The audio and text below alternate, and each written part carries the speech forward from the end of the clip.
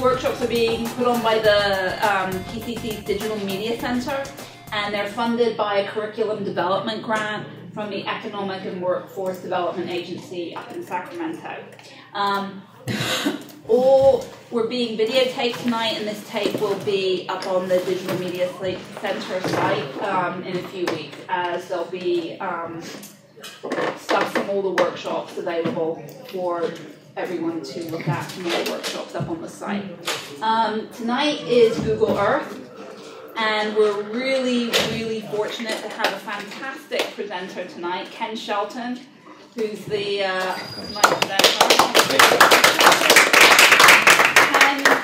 Ken is a middle school teacher. Oh. Yeah.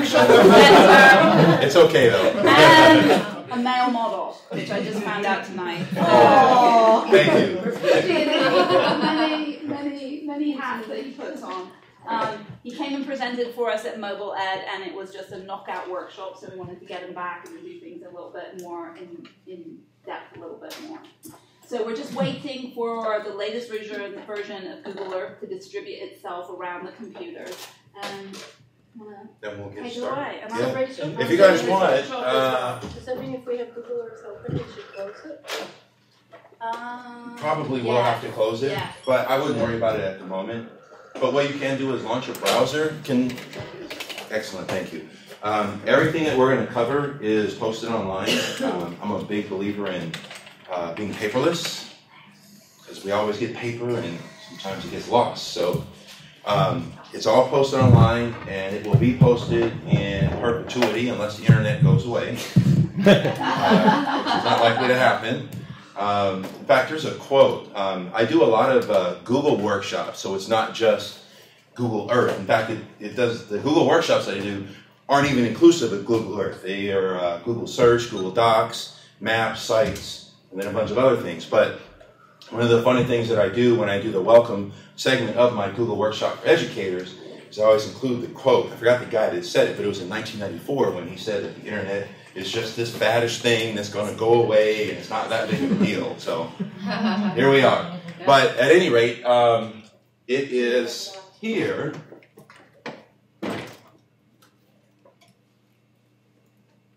So it's a Google site. Is it possible to... Perfect. I'm sorry I didn't put a truncated URL for you, but it's sites.google.com/site/earth and education. Sites.google.com. Here, let me zoom in on this.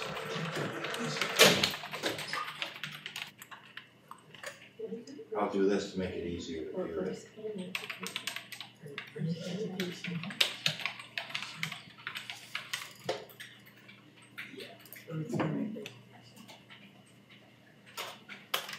Yeah, that's the URL. And so that has our outline for this evening, which I'm going to be ambitious that we will get through everything. But my goal with you guys, more importantly, is to not only share with you Google Earth as an application from a user standpoint, but how it applies pedagogically across a variety of curricular areas. And then I will share with you guys ways in which I use Google Earth with my students, as well as with some of the classes when I was in graduate school, that the professors that I had that allowed me to share that with my classmates. And then most importantly, which is I'm a firm believer in hands-on workshops, is you guys will create some of your own content so that you can go through that process, and then hopefully after today, tomorrow you can say, oh, you know what I did with Ken, I know exactly how I can either incorporate that into my curricular area or have my students do it as far as accomplishing different projects and what have you. So I need a poll. How many of you, okay, so is it safe for me to say everyone here, is everyone here faculty here? No. No. Is anyone here faculty here? Okay, public. The rest of you, everyone here is in higher ed, am I correct? No. Students. Okay. A couple of students. Okay. Couple of students, okay. So how many of you? Okay, so let me rephrase my question. They're all supposed to be in higher ed, Ken. Okay. How many of you, your curricular area there is English or language arts? Nobody. Mathematics? Science? Fun? Okay, then you guys just throw out answers or tell me. Art? Art, okay, and art from a creation or an art history standpoint, or both? Creation. Okay, so we're all artists in here. Nice. Okay. And is it in a variety of mediums? So in other words, like I'll give you an example. I teach graphic design to my middle school students. We do use Google Earth extensively, but I also use like Google SketchUp with them. So, you know, there's some architectural design, and then I teach them color theory, and we use Photoshop, Illustrator, and Fireworks extensively. Not a whole lot of web design content, just because a lot of my students either already know HTML very well, or they know how to download a WordPress theme and then just modify the CSS. Middle school? I'm sorry? Middle school? Yes. Well, I mean, look, they're cutting art out of everything else, so I might as well, you know. But I would say, yeah, so that as far as my content or my curricular area, the focus point, which I'm glad most of our artists, I call it creative expression, because we do a lot of photography, a lot of filming, and then graphic design stuff. So then the cool thing with you guys is that I will take you guys through a lot of the stuff I do with my students. Anyone here familiar with Google SketchUp or AutoCAD? My dad. SketchUp, excellent. You guys have SketchUp Pro license? No. Okay, educators get it free. You have to go through a third-party vendor, but like, for example, I've gotten it for a number of years now. Academic Superstore is an easy one. You just apply for it, show proof of educator or student status, get it right away. Are we good to go? We are good on Google 6. The web plugin is the only part that isn't there yet, but the app is installed. The app is. Yeah. So if everyone started, do they need to quit? They should quit it and relaunch it. Okay, so quit Google Earth and go ahead and relaunch Before it. you started talking, you should. So when everybody's got this launched, we can jump into our first thing. And just by a show of hands, how many of you have used Google Earth before? Use or play? Really? Some of you have not? Yeah. Use Awesome. or just That's play even with better. it? Okay, well then, let me define. How many of you have used it in that you've gone to Google Earth for a specific purpose in either looking up something, getting directions, or what have you? Okay, how many of you started up Google Earth and said, wow, this looks really cool, but the interface is a little bit daunting, I don't have time to learn this stuff, but I'm just going to play a little bit. Okay, so we're about half and half. Good. Okay. Has everyone successfully launched? I'm having trouble. Sorry. You're having trouble. Well, Those of you that have yours launched, please uncheck all of the boxes over here. And just a word of caution, if you use Google Earth, you absolutely do not want to have all of these boxes checked. It will blow your computer up. Okay, good. Okay, so let's just talk about this right here first. Everybody in here has seen this, right? Is it safe to say, yes, we've all seen this screen here? And then those of you that haven't, you've seen a globe before, though, yeah? yes. Yeah, okay. Okay, so our interface, or the interface, is basically set up so that our management of content is all here in layers, similar to layers in, let's say, Photoshop. Everyone here has used Photoshop before, right? Or familiar with it? Okay, you know you have different layers for content within your interface.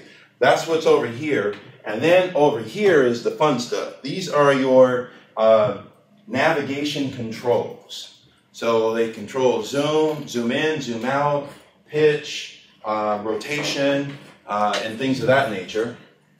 And then over here, where it says places, this is where whenever we go somewhere, it will store that in your places, either temporarily or permanently if you save it. And later on, when we create our own content, it will be stored there. And then up there is our search field, our search window.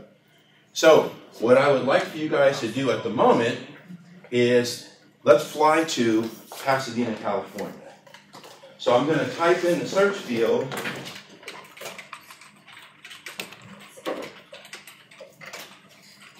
Pasadena, CA.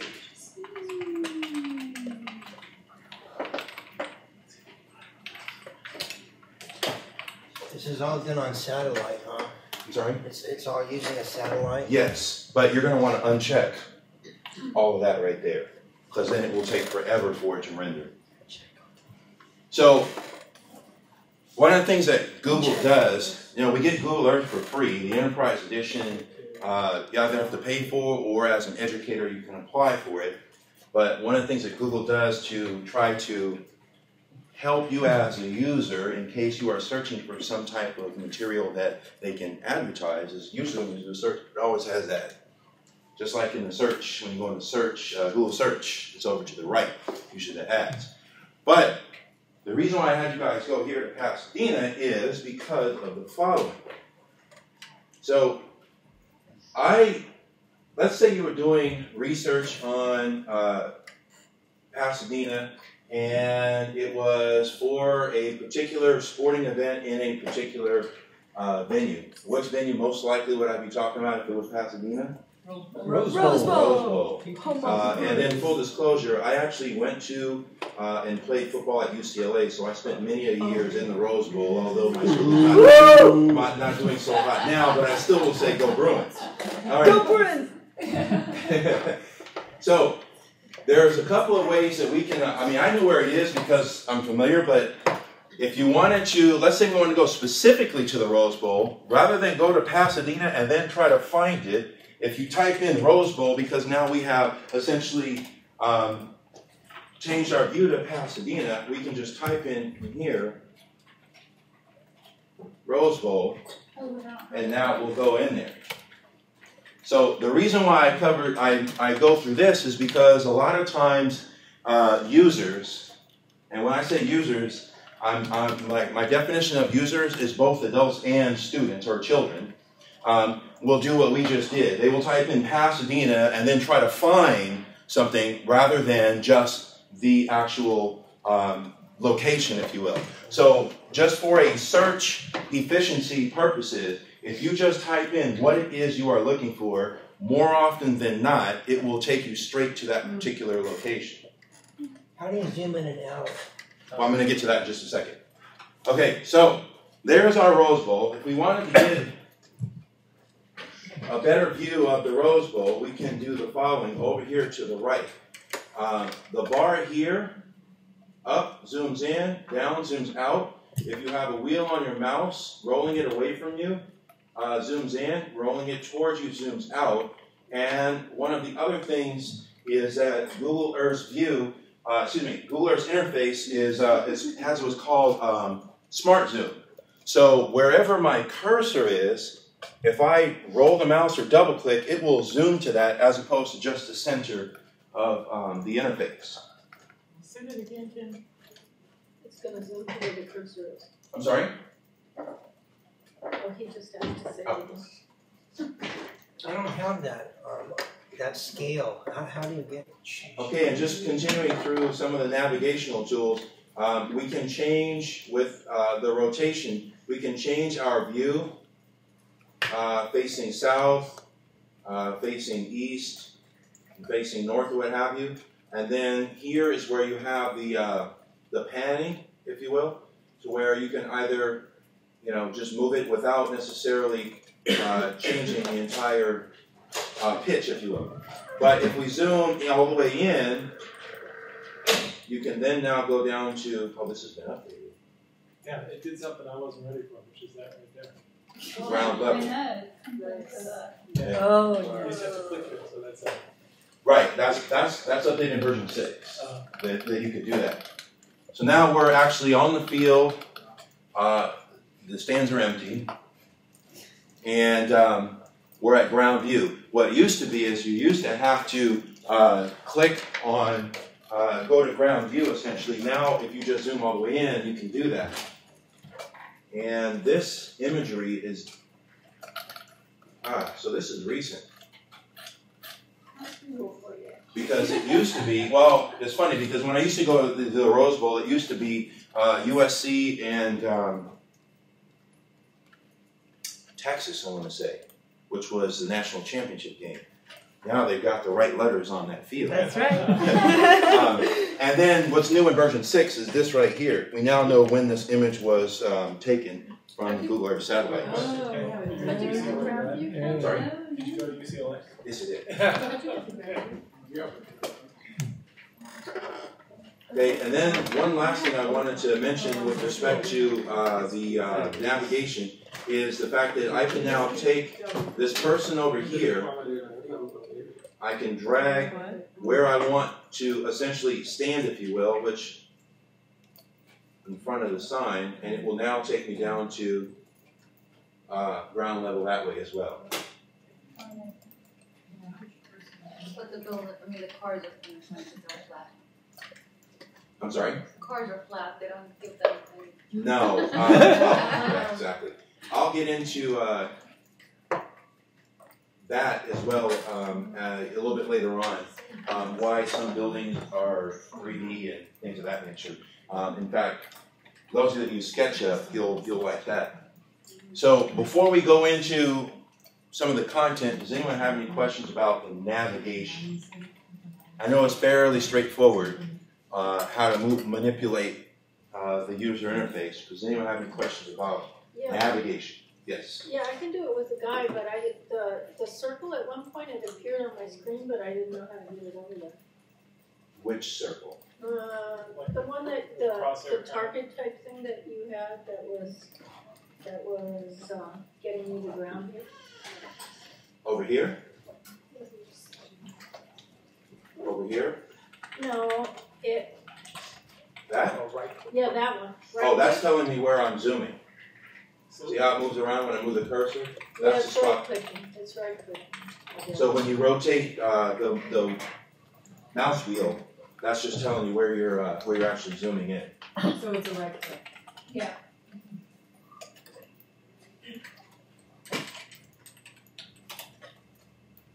All right, so next.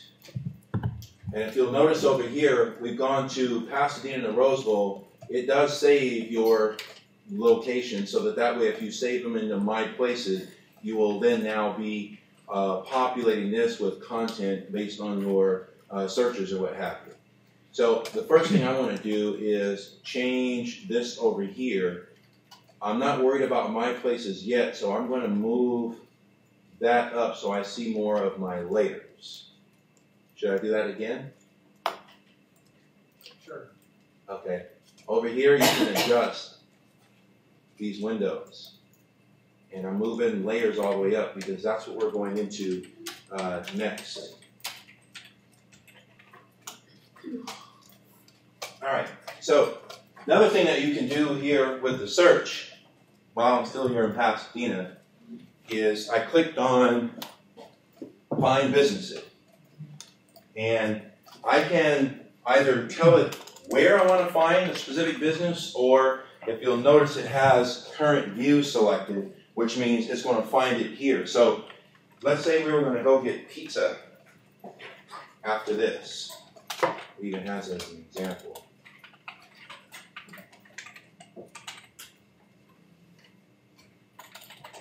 I now know where there are pizza places that are within the view that I essentially had, which was Pasadena.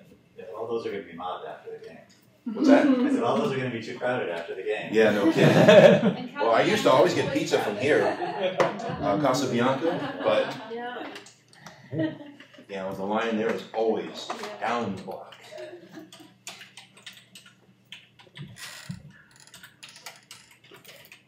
Now, why do I bring up searching for businesses? Well, in the case of you as a consumer, if you are traveling somewhere and someone said, hey, you want to go to get coffee in blank city. If you're using Google Earth, you now can do a search for coffee in that city.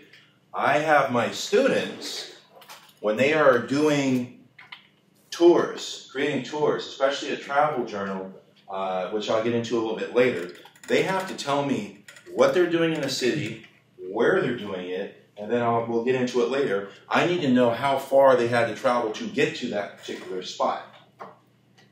So they use the measurement tools, which I will get into that in just a little bit. So that's the difference with the fly to versus the finding businesses. And how many of you have used Google Maps before? All right, and how many of you, please keep your hands up if you've used them for directions. Okay, you guys notice this right here? All right. Same concept, but in Google Earth, it actually is a little bit more visually appealing when you want to find direction. So let's go ahead and go over to directions, and then we'll go over to the content. Sorry? Yeah, this one. Perfect. Thank you. Okay, so we want to go from Pasadena to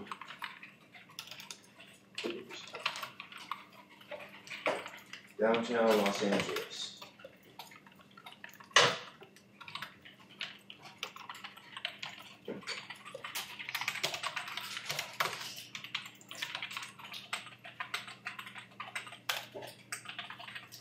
And just like in maps, you're going to get the distance,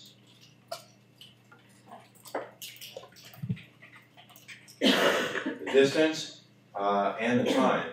The difference between this and maps, it says about 16 minutes. We all know, depending upon the time, that is definitely not true. And that's one of the differences with finding directions on Earth versus in maps. Maps is going to give you fairly accurate data, especially with respect to the freeways. And then just a really quick question, pop quiz for you guys. If you've used traffic, in fact, let me go here.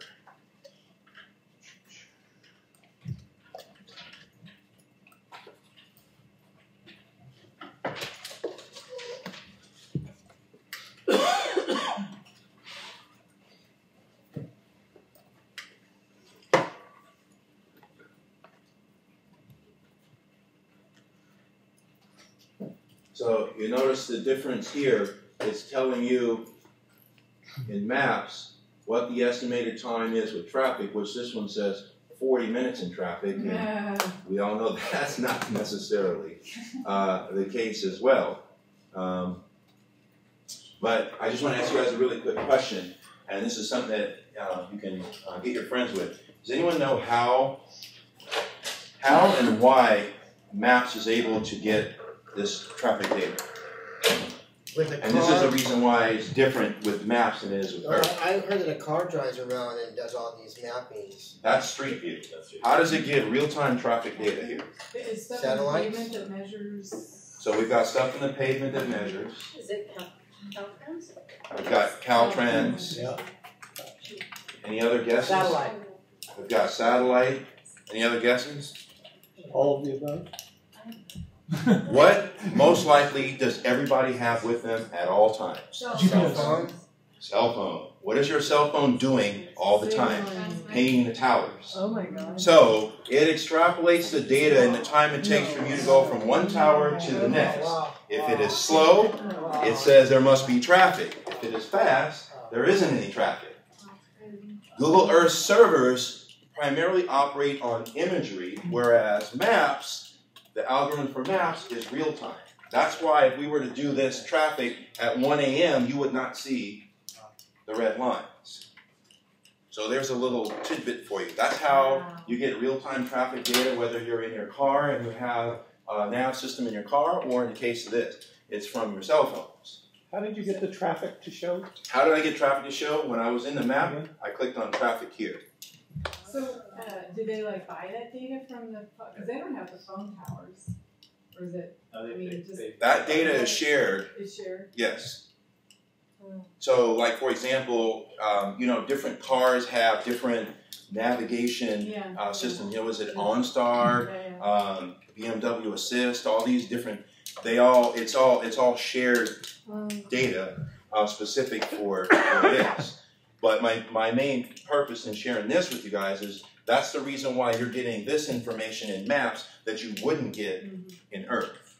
Yes. Right. So the other day I was using Sigler when I was stuck in traffic, and then they were so detailed. They were telling you there's traffic. There's 2 trucks, blue trucks and white trucks. They hit each other, and there's other cars, different colors involved, and there's like a police on the side. It was like 5 minutes, like within 5 minutes you get information. That specific information is usually through Caltrans. Okay.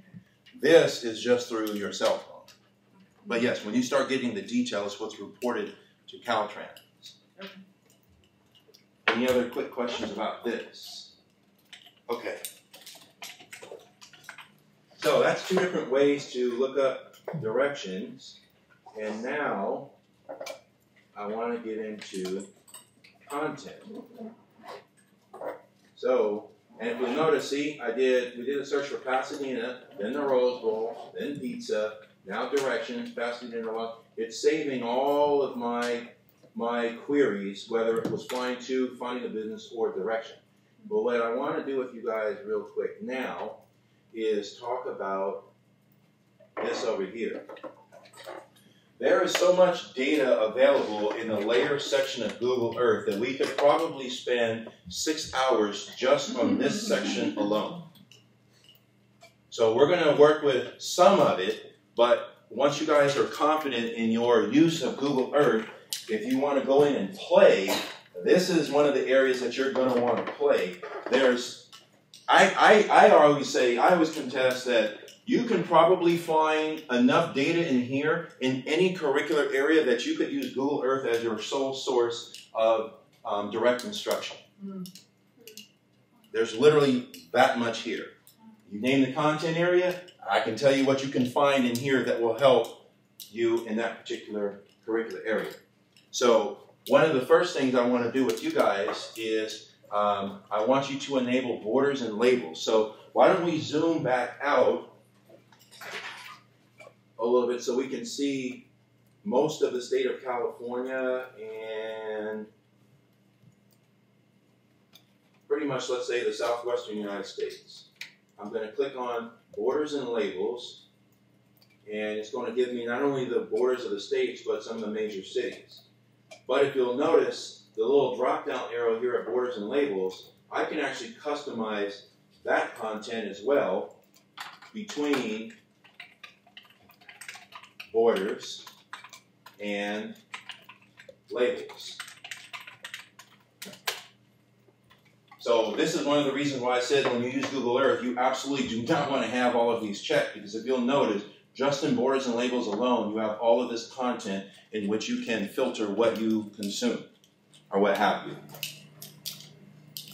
So let's leave this checked for now, and we're going to travel together to one of our first locations, and that is going to be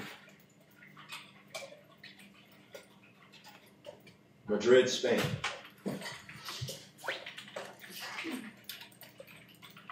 Has anyone in here ever been to Madrid? So a few of us. Did you guys enjoy it? It was rainy. I was more at the coast, so one day I spent there. Oh, really? When you went to the coast, did you go to Barcelona or I've been to Barcelona, I've been to the islands, Mallorca, Menorca. Yeah, Ibiza. I was younger. And you made it back. Huh? Yeah, because I was younger, so I wasn't like that. And the Canaries. I've got far fewer labels than you do. Like I've just got Madrid, Spain. For whatever reason, and they're all checked. My guess is if you clicked in once, it'll render or zoom in just a little bit. Let's see if it. Oh my God. And you quit Earth and started it back up, right? It wasn't running, so. Do me a favor, click here and click About. Yeah, version 6. Yep. That's all right. And you have everything enabled. Well, for what we're going to do, you'll be okay. Yeah. So, those of us that have been, and even those that have been, one of the first things we're going to do is we're going to go into a famous museum in Madrid. Now, those of you that have been there, have you been to the Prado? Oh, really? Okay. All of us are going to know the Prado. So we did our search for Madrid, Spain. If we want to go to the Prado, what should we type in? Prado. Prado Museum. Or Museo del Prado, which is going to be A. Now, I clicked on the link over here because now I'm going to get a little bit of information. And of course, Google, that's part of how they make their money. Remember when we did the business search or even the fly to, it pulled up ads. It is still pulling up ads, but the main thing is now we can get a little bit of information about the museum without having to go on the internet necessarily to look it up. So we're getting a little TripAdvisor. But I want to zoom in on that. So I double-clicked on the link, and it's going to take me down to the museum. Now, another one of the layers that we can enable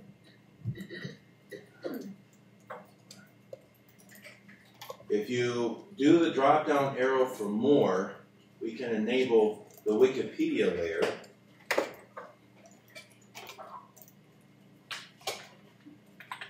Which, it's hard to see, you probably have to zoom in. There's a little W, there it is, right there.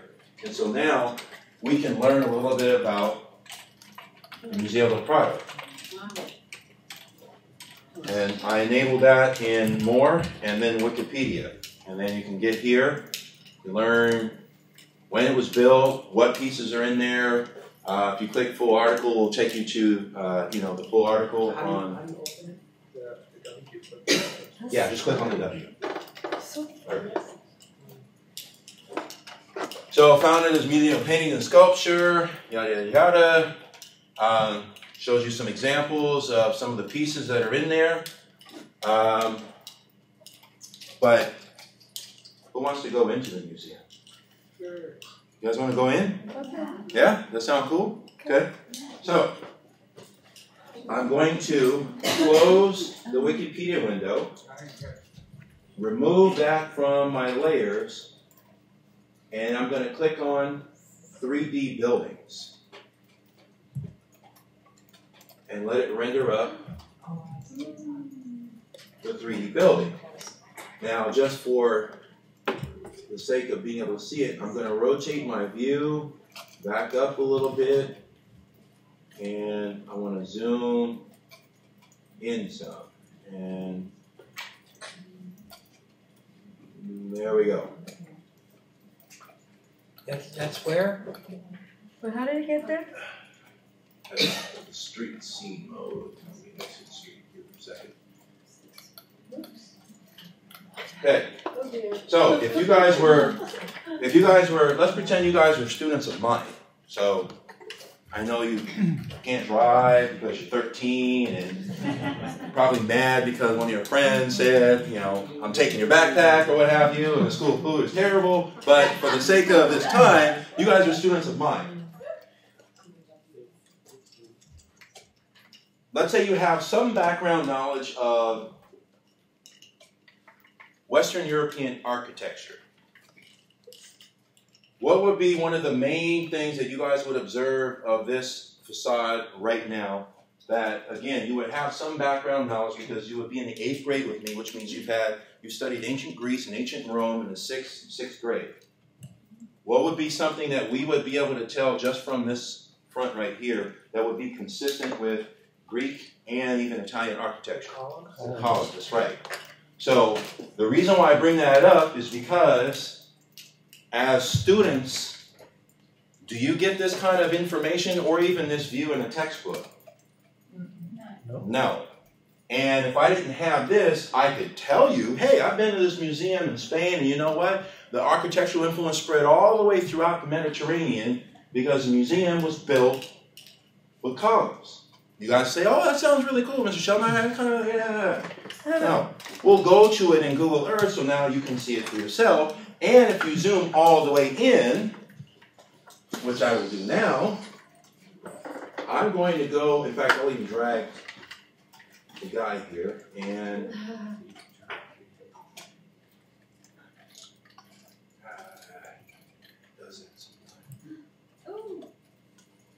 Is there a trick when you're under the building? Yeah, you're the same place. yeah,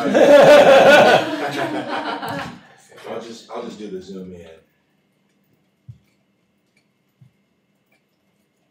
There we go.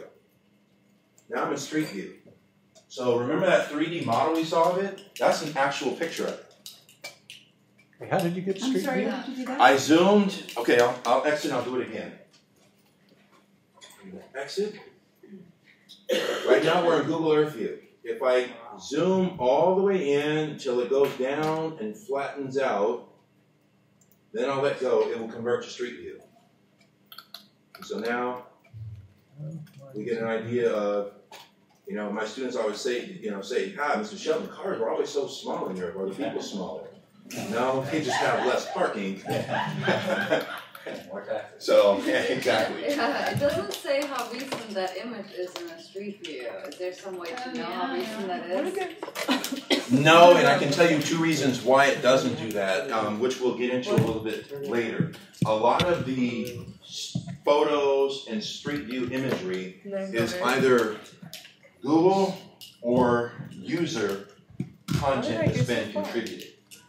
So, like, we'll show you guys in a little bit some of the other things I do. If you were to enable the photos in either Google Maps or Earth and go to Pasadena City College, you would see a photo that I did with the last workshop where I said, I did this, uploaded Panoramio, come back in about a week, and then you'll see a photo of the pool, and it's there now. And that was one of the things where all of the photos in Google Earth and all of the photos in Google Maps are user contributed in Panoramio. So there's no way to know like any age or upload date or anything. I'm sorry? There's no reference point of like when was the last time somebody uploaded something? No, because because if you take a photo, let's say, of an empty lot, and then a year later I take a photo and now there's a building there, they're going to want to have the most updated content. So I can't give you a specific answer as to when Google updates, but I sincerely doubt anything's going to change with that anytime. No, I agree with you. No, but I'm just saying that's why they don't necessarily give you a specific date in which that content was contributed. Yes. I got some really cross-section architectural thing that I can't get rid of. I don't know how I got it. Oh, because you're on the side. Isn't that? Take you around. No,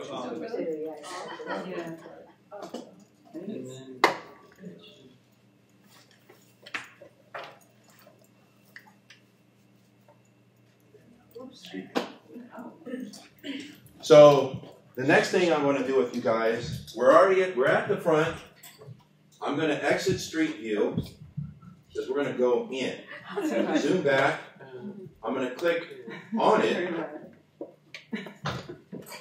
And now, remember, before we had the Wikipedia article that kind of talked about a little of the history of the museum or what have you.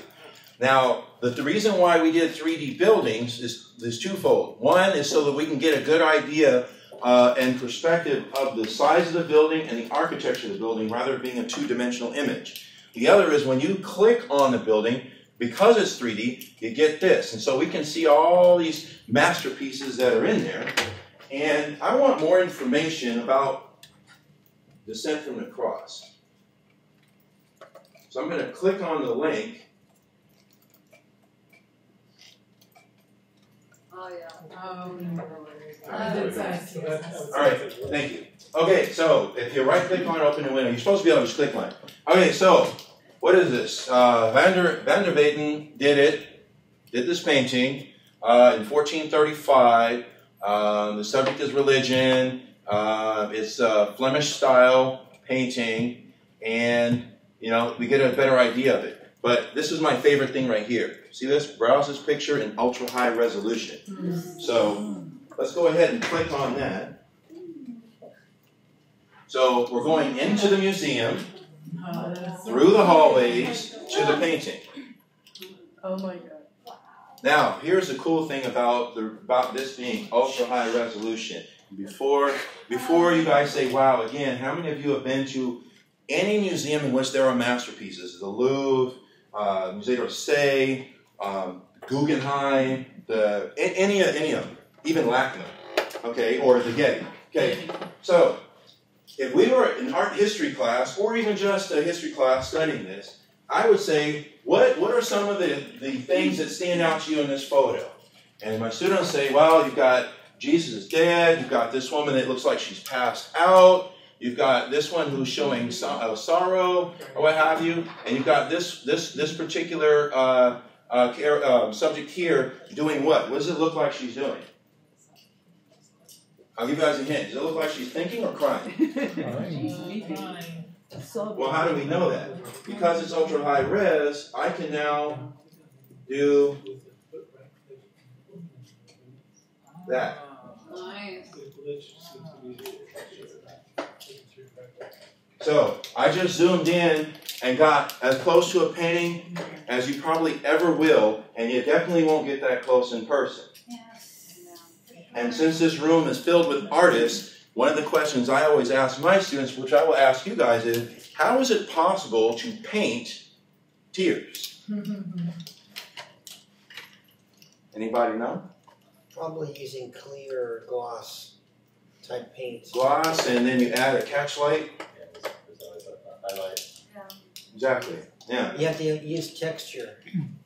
But you see, this is because this is an ultra high res photo, which I'll get into more of that later. We can actually do that. And if I exit this photo, I will go back out. You know what's weird? Sandy's gone, right? You know what's weird? What's that?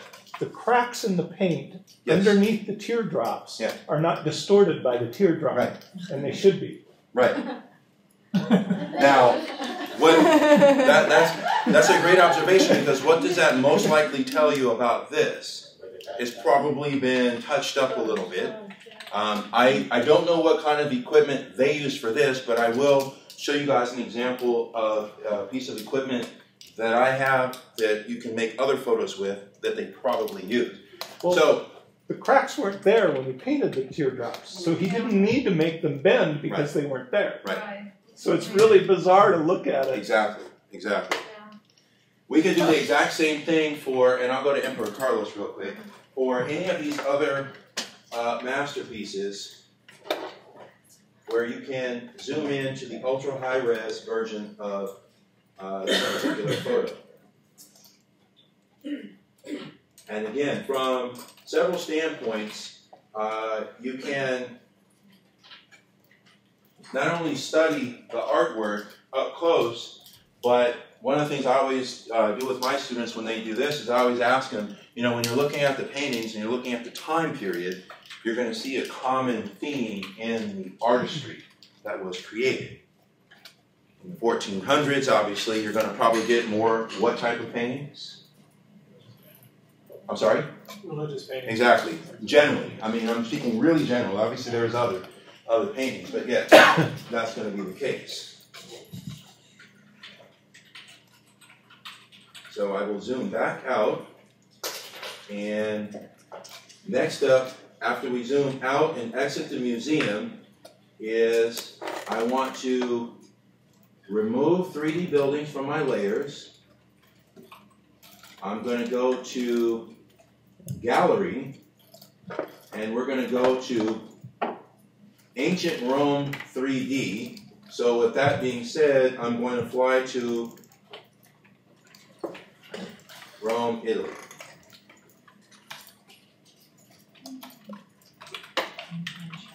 So how much time do you spend on this? It's a As far as Yeah.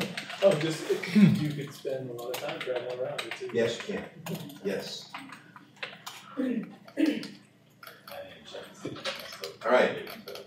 So This will get really good for when I'm too old to travel. what's up? I said this will be really good for when I'm too old to travel. Oh, wait a minute. How did he So now, again, we are manipulating or managing the content in that we consume. I enabled the gallery, but more specifically the gallery, ancient Rome in 3D. And so the first thing I always like to go to is this right here, which is the Colosseum.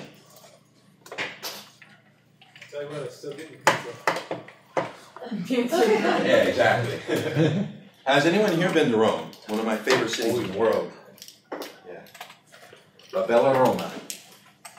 Now, oh, that's the fucking here.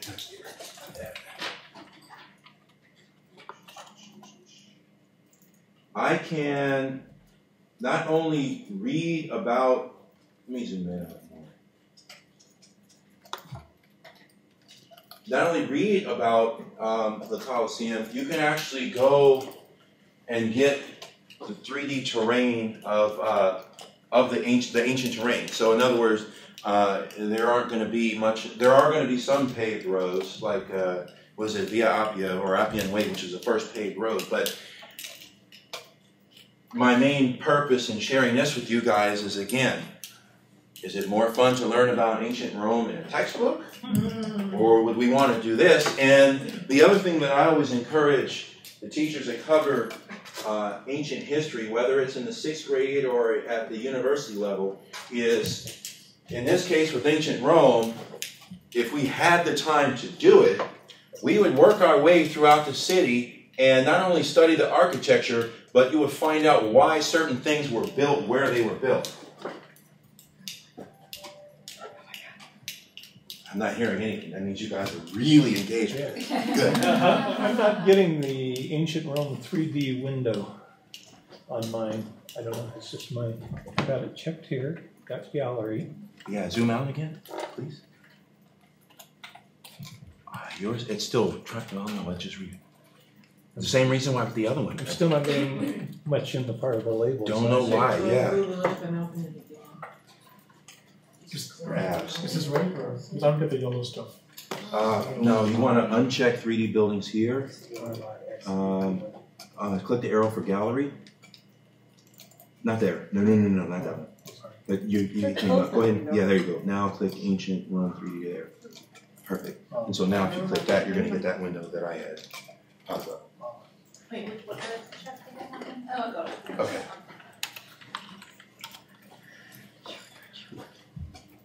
I know that two things based on the last 2 locations we've gone to.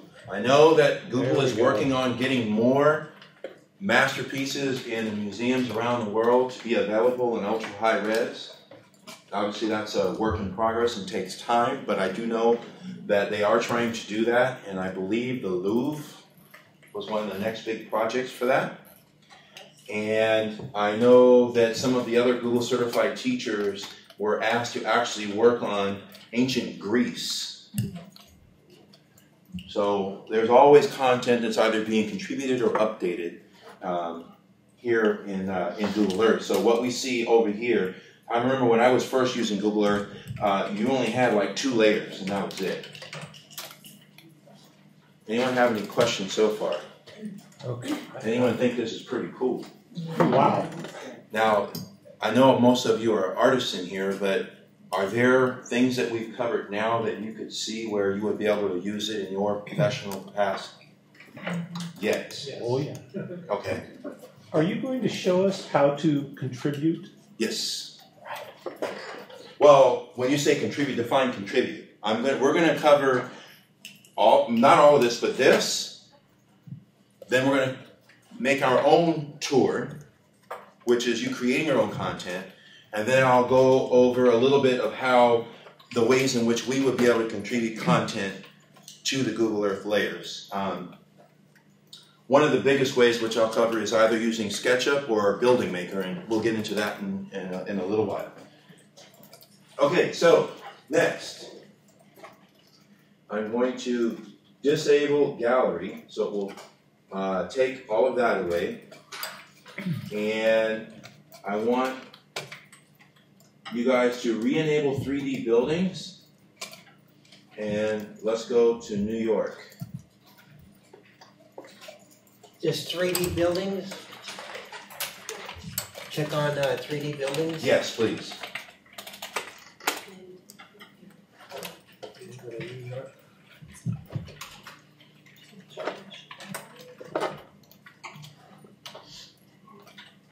Who in here has been to New York?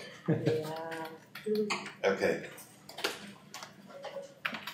Okay, let me be more specific. Who in here has been to New York and been to Brooklyn and Manhattan, or even the Bronx, like the house, well, what used to be a house, we built not there anymore. Okay, in a classroom like mine, so let's pretend you guys are my students. So I'm asked the same question. How many of you have been to New York? Nobody's hand should go up. Well, only a couple. So 2 people can raise their hand. Okay. When I'm talking to my students about urban design, which is part of the component that I use with SketchUp with them, they have to design buildings. And I tell them, you know, you have urban sprawl. You can either have a major metropolis in which they have made efficient use of the real estate that's available, or you can have something like Los Angeles in which it is spread out big time. Most of my students understand Los Angeles because they live here. Most of them do not understand what an urban jungle is like New York. So I can describe it to them and say, oh, there's these skyscrapers everywhere. You can walk down Broadway, you can walk down Madison Avenue, anywhere. You can go all the way down even to the Wall Street District or the Financial District in Battery Park, and you see nothing but buildings, whereas here in LA you can see the mountains and so on and so forth. Students say, oh, yeah, okay, cool. No. What I do is we enable 3D buildings, and then we will zoom in on Lower Manhattan. And they should be, yep, there they go. They render. People's faces are obscured in this song. Yes. And so now if I zoom in, all of a sudden, at least for my students, they're like, well, wait a minute, these buildings are really tall. And then I'll go down even lower. And actually, let me zoom back up. I say, yeah, not only are there tall buildings, if you walk down the streets like I'm doing here, you'll notice, what are you most likely seeing? Nothing but buildings. So in the case of the 3D buildings layer, areas in which 3D buildings have been created and accepted into the Google Earth 3D buildings layer, you now get a more realistic perspective, and in this case of Manhattan, of what it's really like walking down the streets in Manhattan. How do you walk your view? Scroll and you use Basically like what you're doing. You're actually in Street View, which still would accomplish the same things. I just didn't zoom all the way down to do that. Part of the reason why I do this is to emphasize what it's like as far as urban planning goes. And so then the question becomes, why are all the buildings so tall? And the hopeful answer is because they made efficient use of the real estate that was available. They couldn't go out because you've got the Hudson over to the left and the East River over here to the right. So they went up. The other thing is, I don't know if you guys noticed, if you move your cursor over a building, it will tell you the elevation of the building. And the cool thing about this, mathematically, is I always say, okay, so 200 meters is how many feet? And then my students, they have to learn, you know, either how to convert from metric, or if you go into do a Google search, if you just type in 200 meters in feet, it will give you the answer. So how do you do the height of the building again? I'm sorry? How do you get the height of the building? Just move your cursor over it. See, watch. If you look over there, if I move over here, I'm at 0. But if I move to the top, down at the bottom, it tells you at the bottom of the screen. So then, again, just very quickly, I'll show you guys here. If I go to Google search, 200 meters in feet. There's my answer. So 656 feet, or 65 stories. You guys did know about this in search, right, or no? Yes, no, I'm maybe? sorry, what? Did you guys know about this in search, that you could do that? It would automatically do a conversion for you. I know that. Okay. Going down. Yeah, if you type in anything in here, what the original number is and what you want the conversion to, it will automatically do that for you.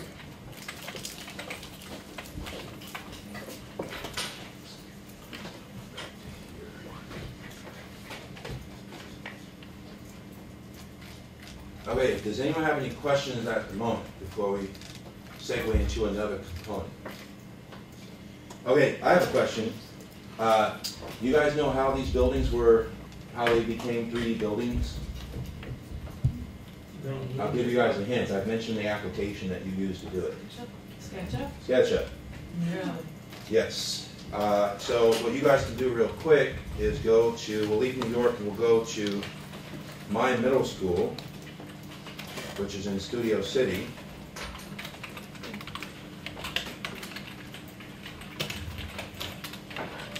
And then I will, from here, type in Walter Reed Middle School.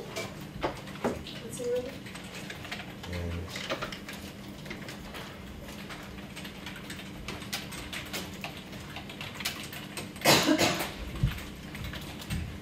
And if you zoom in on my middle school, oh, this is recent. It's funny because before they had the parking lot and it was pretty full, but I always parked down here and my car wasn't there. And I knew that the imagery was taken at the time in which I was off track, because that was when we were on a year-round calendar. But this says the 14th, 2009. That must have been Veterans Day. But the reason why I have you guys go to this, if you'll notice, we have a couple of buildings that are in the 3D buildings layer. Now I go back to curricular applications. I will share with you guys how we did these. Okay? Oh, so you made them? Yes. I worked with several students, and I actually had teams of students go around campus, and they did the following things. They had a protractor, a tape measure, and a laser pointer. They had to take accurate measurements of every nook and cranny of every building. I taught them how to triangulate, just like a GPS does, triangulate your position to measure the height of a building. Basically create a triangle, measure the height of a building without actually having to climb the building. Okay, again, remember I said all the different curricular areas. So with that, you're getting math, specifically measurements. They had to do all those measurements. Then another one had to go around with a camera and make photos of the buildings. But you guys remember the photos for the buildings, the photo textures in New York? Mm-hmm. So the question becomes, how do you get a photo in full frame of a skyscraper when you can only stand across the street? That's where the artistry comes in. You either have to stitch them together or take the photo. Do I have experienced Photoshop users in here? Yeah. Okay, you guys know the perspective crop? Yeah. That's how you do that. Yeah. So you see, I'm now incorporating math and the use of Photoshop as far as visually to crop a photo to fit as a photo texture on here. Now, I don't think there's a link to this on our resources, but I can add it. It is very difficult to get a building accepted into the 3D buildings layer of Google Earth. I have our entire school modeled. They have a very strict requirements. Number one, photo texture, no matter what. Number two, you cannot have too much geometry. So for example, our main building, the students that did that, not only did they do the main building itself, which is right here, they did, in fact, let me pull up a picture so you guys can see that. Okay, that's a picture I took of the front. And I know it's not that big, but I can get you it later. But anyway, my point is, they did all of the planters, the paved area, their steps, the roof, the windows, and all the trees. Looks beautiful. Wow. Got rejected. There was too much geometry, so it would take too long for it to render in Google Earth. So that's why, like these buildings here, there's not a whole lot of geometry. We just stripped most of it out. Those got accepted. You have to I'll show you guys the steps because, of course, of the time, we can't do that here. But basically, the way it works is you would have launched Google SketchUp. You click on something called Get View. You have to have Google Earth and SketchUp running at the same time. In SketchUp, you click Get View, and whatever the view is in Earth, it will pull that into SketchUp. Then you can click Terrain, so if there's any terrain like a mountain, it will do that, and then you can build your model, or if you've already got it built, you can place it. The buildings all have to be at ground level for that area, so that it's not floating or not sunk into the ground. And then it goes up for review, and they're pretty fast about the review now. It's usually about 3 days, whereas before it was a couple of weeks. We've had the main building, this building, and the rest of the bungalows. They've been rejected at least a dozen times. But I always use that again. You know, you learn from your trials rather than your tributes. And so I always tell the students, okay, why was it rejected? A lot of times it's incomplete photo texturing, or what's called Z-fighting, which means that you have two planes that are crossed as opposed to connected, and so when you move it, it shimmers. That's one of the big no-nos. So I have the students go back to the drawing board. But you know, we're working on the rest of the campus. I've got a team of students who work with me this year. But you actually have your computer room inside as well. I was getting ready to, you beat me to it. Yes, that was one of the things, cool. which I'm surprised it got accepted. If you'll notice through the windows here, we've got, there we go, the desks and the computers. Yeah, my high school. Cool. So, and then that leads me to one other thing I'll share with you guys with this before we move on to the next layer. And then after that, we'll go into creation of content. One of my favorite projects that I do with this, so all of my art folks in here, if you use SketchUp, if you're going to use SketchUp, teach anything that is architectural design or 3D design, I give my students, or at least my advanced students, the following project. It's a major, actually several, I'll show you guys two of them. One is a major comprehensive project. They have to study the 5 themes of geography, so now I'm incorporating geography. They have to identify a climate or habitat, so now we're getting into science, environmental science. So let's say we choose Antarctica. They have to go to a specific location in Antarctica in Google Earth, bring that view into SketchUp, and if there's any hills or what have you, they have to enable the terrain, and then they have to build a shelter that is appropriate for that particular climate. No power, just a shelter. So for example, I had students that built shelters in the Sahara Desert. One of them built the shelter and had windows facing the south. You guys get where I'm going with that one? Why would you, and I said, why would you build windows facing the south? Go back into Google Earth and tell me what is south of where your shelter is. You guys want to guess? If we're in northern Africa in the Sahara Desert.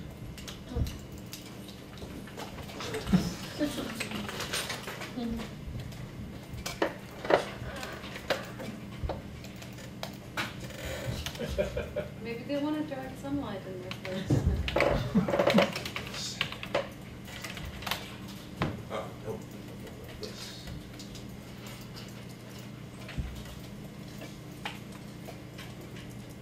All right, and one.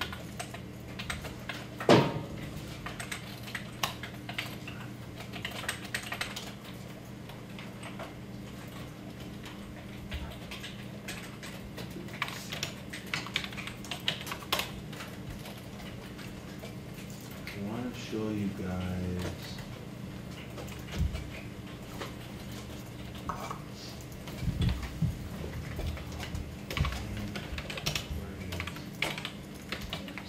There we go. We're up here in the Sahara Desert. What is south of us? The equator. And what gets the most sunlight on average throughout the year? The equator, 12 hours of sunlight, 12 hours of dark. So if I build a shelter in the desert and I have windows facing south, then I'm being exposed to more of what that you're sheltering me from in the first place. Hot sun. The sun, correct. So that's one of the big projects to give my students. They have to design a shelter. The next thing they do is they then export it back into Google Earth, save the KML file, email it to me, and then I put them all in a folder, which I'll show you guys when we create our own content how to do that. Put them all in a folder, and then I have an entire Google Earth file, if you will, of all of the shelters of my students per class grade. And then they have to write up in Google Docs an analysis of where it is, the GPS coordinates, why they built it, how it shelters you, and what elements it shelters you from. So in the case of the students that do the shelter in Antarctica, just like I shared with you guys this, some of them will build a shelter with a flat roof. Why is that bad in Antarctica? Oh, wait. That's right. What just happened to the Minnesota Vikings stadium? Yes. So again, it's incorporating, again, I'm doing multiple curricular areas in one project. The English component is their write-up. The science component is the shelter itself, as well as the microclimate or the habitat. The geography is the social studies component of it. Another project I have them do that you guys, if you use SketchUp, is I make them build a house. But they can't just do a house. It has to have certain characteristics, obviously a front door, back door, a minimum of 1 bathroom, what have you. They have to geolocate their house in Google Earth. And again, back to the flat roof, some students will build a house in a colder climate with a flat roof, and then they have to explain to them why you wouldn't want a flat roof. Then they have to go on the Zillow and look up the average or the median price for homes that are comparable in that area. And then in InDesign, which is when I do use it, they have to design an advertisement to sell their home. And then that involves, again, I'm incorporating multiple curricular areas in one project because they have to write it up, explain its features and why someone would want to purchase their home. So that is incorporating the use of both Google Earth and SketchUp. So those are 2 examples of projects. What did you do to trim the latitude and longitude? I'm sorry? What did you do to trim the latitude and longitude? It is show grid. So it's here. It's view grid. Oh, okay. Command L for the lines. Okay, thanks. Kim, what does Google Earth do? This thing where it's kind of if you get pixelated imagery, it's because one of 3 things. Either the graphics card is not sufficient for it on the computer, which I doubt that's the case for these. The satellite imagery is not complete, so they just give you what you got, which is usually the main thing that happens with that. Not yet. Not yet.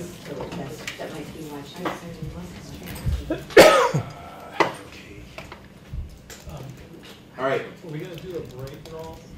I was just thinking about that because I want to go into the insertion of KML files and then the content. You guys want to take a quick bathroom break? I'm glad you brought that up. Thank you. There's coffee back here if you need. So if you guys subscribe to, if you have like a RSS reader, you may want to subscribe to that. And then hopefully everybody's hand goes up. Does anyone here use Twitter? I do. Okay, they have a Twitter feed as well. If your hand isn't up, it should be. I'm a huge advocate for the use of social media to make professional connections, to build a professional learning network. I've been on Twitter now for, since December, I've been on Twitter for 4 years now. Have you used TweetBlog? And, I'm sorry? Have you used TweetBlog?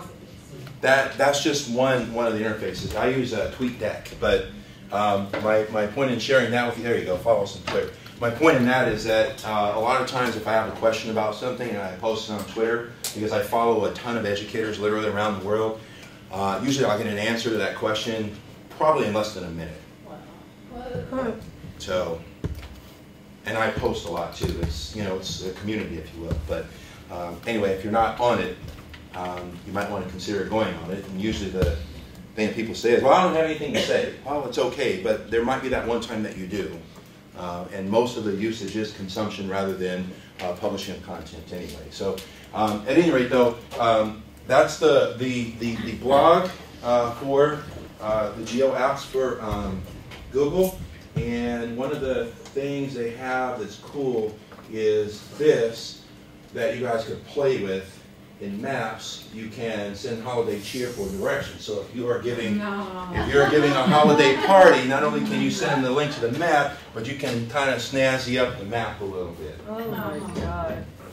So like your party that you're going to, if you were sending people directions, here's a link to the map, you can add a little holiday cheer to the map. One of the things that Google does a lot of is, and then we'll get back into the thing, is they have this concept called 20% time. And basically what that means is that they want all of their employees to spend 20% of their time on a pet project of their own doing. So I would say at least 75% of the Google consumption as a consumer that we get is based on somebody's 20% time, not Google specifically allocating a task. So if an employee says, I use Gmail all the time, and you know what, I got an idea that would make it better. Google says, okay, good, take 20% of your time and do it. That's why there's a section in Google which you guys can go to. It's google.com/labs. Go to Google Labs, that's like Google Sandbox. You'll see things in there, and if you go a week later, sometimes things will be gone, sometimes things will be added, sometimes things stay in alpha or beta phase for a year or longer. In fact, Gmail was in beta, I want to say up until last year. So they're always trying out new stuff. So in the case, for the sake of what we're doing this evening, this blog is useful in that anytime something new comes up or somebody added something, like in this case for the holiday season, you'll get this. With respect to SketchUp and Earth, 2 years ago, they had a competition called Build a Better Bridge. So, in fact, why don't I haven't been talking about it, why don't we do this? So the whole concept of Build a Better Bridge, or Build a Bridge, was the following. I only had a few of my students do it because the competition was announced late spring, which, if you guys know a lot about primary and secondary education, late spring is a big no-no because... Testing. Oh, yeah. All you have to do is read the paper. That's right. All right, so... actually, let me do it this way. Guess ground level.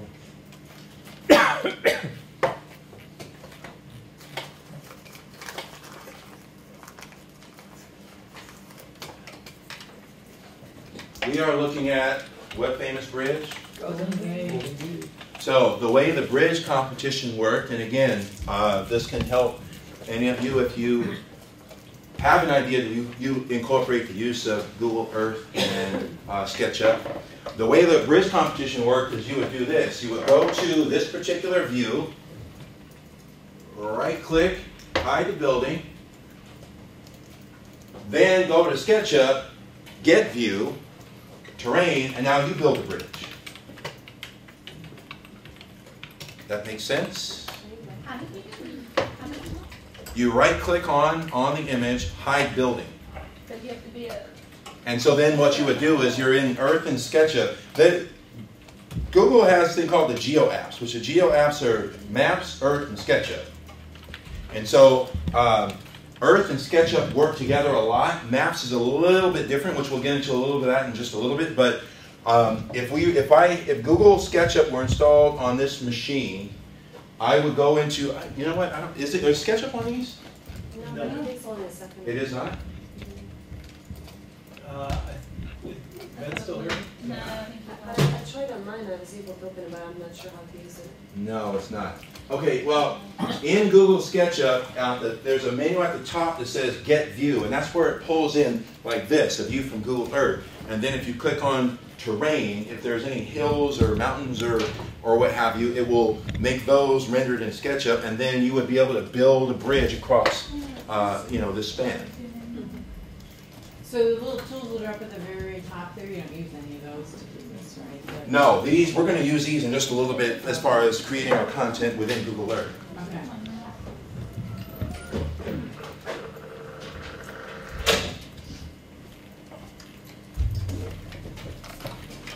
All right, so what I would like for you guys to do now is we're going to work with some content that's already been created. So on the session outline, if you will scroll down and download the Grapes of Wrath and save the file to the desktop. So where I am is I'm on the session outline from our agenda. At the bottom, I have a bunch of attachments, and in this case, Grapes of Wrath. Now, I'll tell you guys a little bit about this before we really get into it. A very close friend of mine, his name is Jerome Berg. He taught English in Livermore up north for 20 plus years. He's also a Google certified teacher. He got, is anyone here a Q member? Here using educators, Q? Really? Wow, okay. That's the statewide affiliate to ISTE. You guys familiar with ISTE, International Society for Technology and Education? Their big conference used to be called NEC, National Educational Computing Conference. No? Okay. What it is ISTE is the International Organization for Technology and Education. Q is a California affiliate to that. So like I'm on the board for QLA, which is a LA affiliate to Q, and I actually just submitted my materials to run for the Q board. Jerome got a fellowship through Q for this project. This is Google Lit Trips. And what Google Lit Trips is take a book, and like we're going to do with Grapes of Wrath, any story that involves time, travel over distances, or geography can be a Google Lit Trip. Most of the Google Lit Trips in here are teacher and preferably student created that has been sent in, vetted, and then added to his website. So in the case of what we just downloaded is Grapes of Wrath. Now, who in here has read Grapes of Wrath? Probably most of us. That's almost classic required reading, but I love the book. You guys notice higher ed is on there too. Okay, so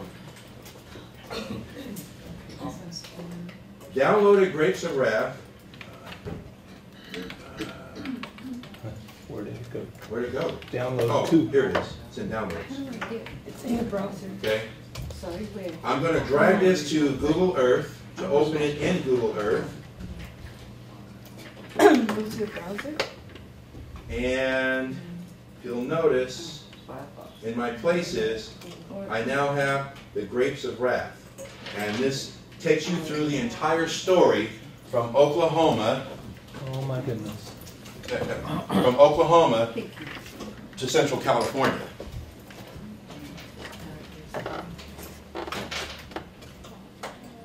You just dragged it onto the Google Earth window? Just dragged it on the Google Earth icon in the dock, and it will open it in there. Ah, okay. Drag which thing? The file. Drag the VZip thing? Or? This, the KMZ file. Drag that to the Google Earth icon, and it will open it in Google Earth. It'll appear in your places. Okay, if you got, I got the pointer. Okay, if you guys will remember, when we did a search and finding missing directions, that appears up here. Anything that we create or import is going to appear here. And so even the museum actually appeared on temporary places because I actually clicked on it and went into the product. So I have the Grapes of Wrath story here, but more importantly, and especially for students who are not familiar with, they're not able to, that's the word I'm looking for. They don't have perspective on the distance. So if they're reading the story, they're thinking, oh yeah, that's his family, they travel out to California from Oklahoma. But when you put it here, and you say, okay, well wait a minute, Oklahoma isn't right over the hill. And then you're going through the story and all of the trials and tribulations of the family along the way. Well, now that story takes on a whole different meaning because you have a perspective for the student to see the distance that was traveled for it. There we go. So I'll go to McAllister, which is chapter 1. And so, again, here's the cool thing. It's zooming in to McAllister. And so now, there we go. Thank you. There we go. So now we have links to the Smithsonian video of a dust storm. So if we're reading about a dust storm, obviously here in California, I mean, I don't know of any kids that will say, oh, I know what a dust storm is. But you ask them in Oklahoma, you better believe they're going to know what a dust storm is. So now you've got links to that, and here's just some details about the story. And that's Google Lit Trips. He has a ton of things in the library. There is the Iliad and the Odyssey is in there. My Brother Sam. Anybody here read My Brother Sam? Civil War story? No? Oh, well that's in Google Lit Trips.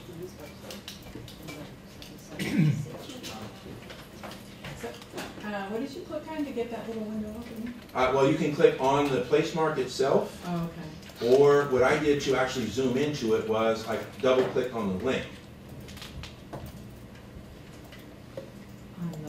Oh, over on the sidebar.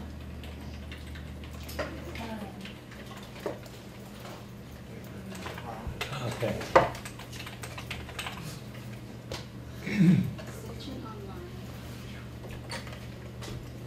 And you know, you've got place marks along the way for content for students to interact with. And if I go to the first spot, I can actually click play down here. It keeps going back there. It's not supposed to.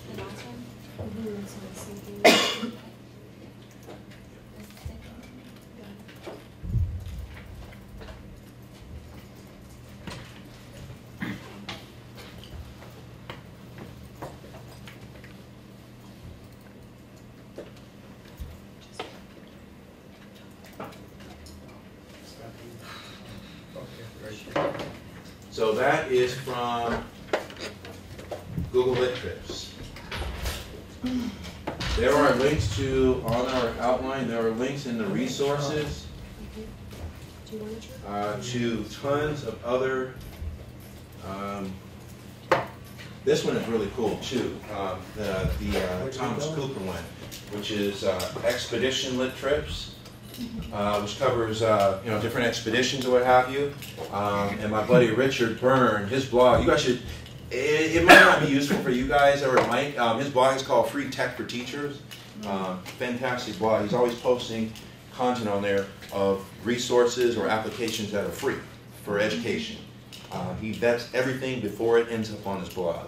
So can I ask, like the guy who did the lit trip for the Grace of God, how long do you think it took to build that? It depends, but I'll give you an example. My buddy Andy in Michigan, his students have done several elementary lit trips. Yeah. And it takes no longer for them to do that than it does for them to read the book. Really? Because they're doing it ongoing. So if you figure if I'm teaching a class to do a lit trip, you two are assigned chapter 1, they're assigned to chapter 2, chapter 3, chapter 4, 5, 6, 7.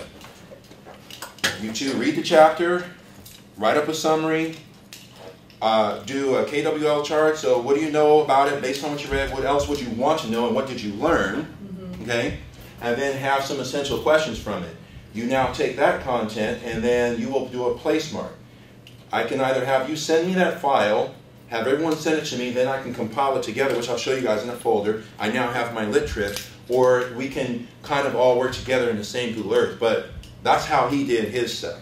And so now, even though you did chapter 1, by the time we're all finished, we will review the book, but we'll do it this way. So now you're going to get the same or similar content for the other chapters with the questions. And it was no slower. It didn't take any more time than when he just has the students read the book. But which is going to be more fun. Yes, I want to do this. And who said learning can't be fun? And in the case with him, for elementary school students, which one are they more likely to be motivated to do? And what I find useful in students especially, but even in adults, if you publish content that is high quality, that you know is going to be consumed by a lot of people, it not only does it increase your motivation to do it, but you are a lot more careful about the quality of what you do as well. So in the case with Andy, his students, once it got published, of course they're like, oh, we got to do more. Yeah. And then for summer school, even though it's fourth graders, they were on fifth grade, they're like, hey, let's work on one so that when school starts, you know, we can publish another one. So again, I have links to ample resources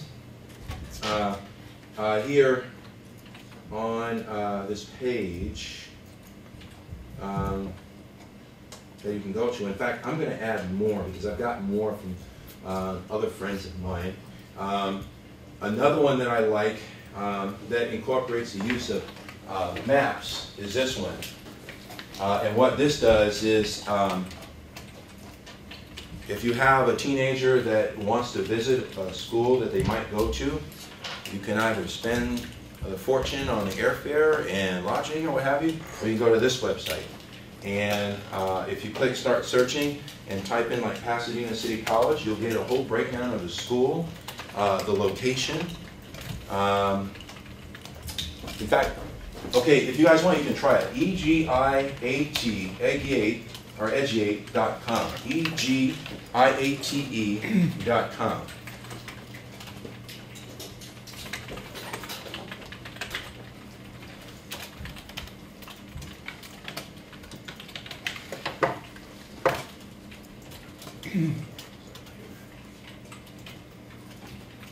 So if I do start searching, and I'll do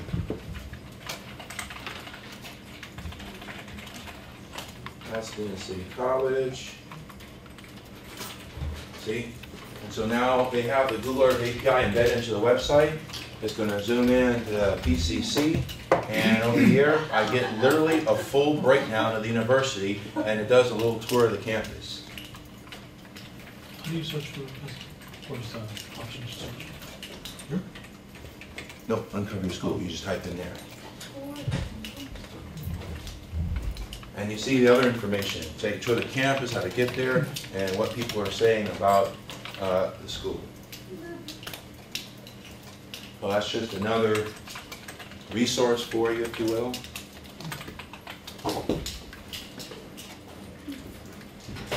And then one other thing real quick before we go into creation of our own content. A little extra for you guys. Let me go back to Google's main page. I'll preface what I'm going to show you guys now and tell you that I could literally spend 6 hours doing a workshop with you guys on Google search alone. I've done 6-hour workshops on Google search, done 3-hour workshops, and what have you. But what I want to show you guys more specifically is the following, because we're doing Google Earth. If I click on Advanced Search over here,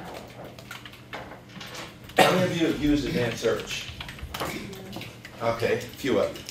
More specifically, what's the file type that we use for Google Earth? KML or KMZ? KMZ. I can now search under file type for KML or KMZ files.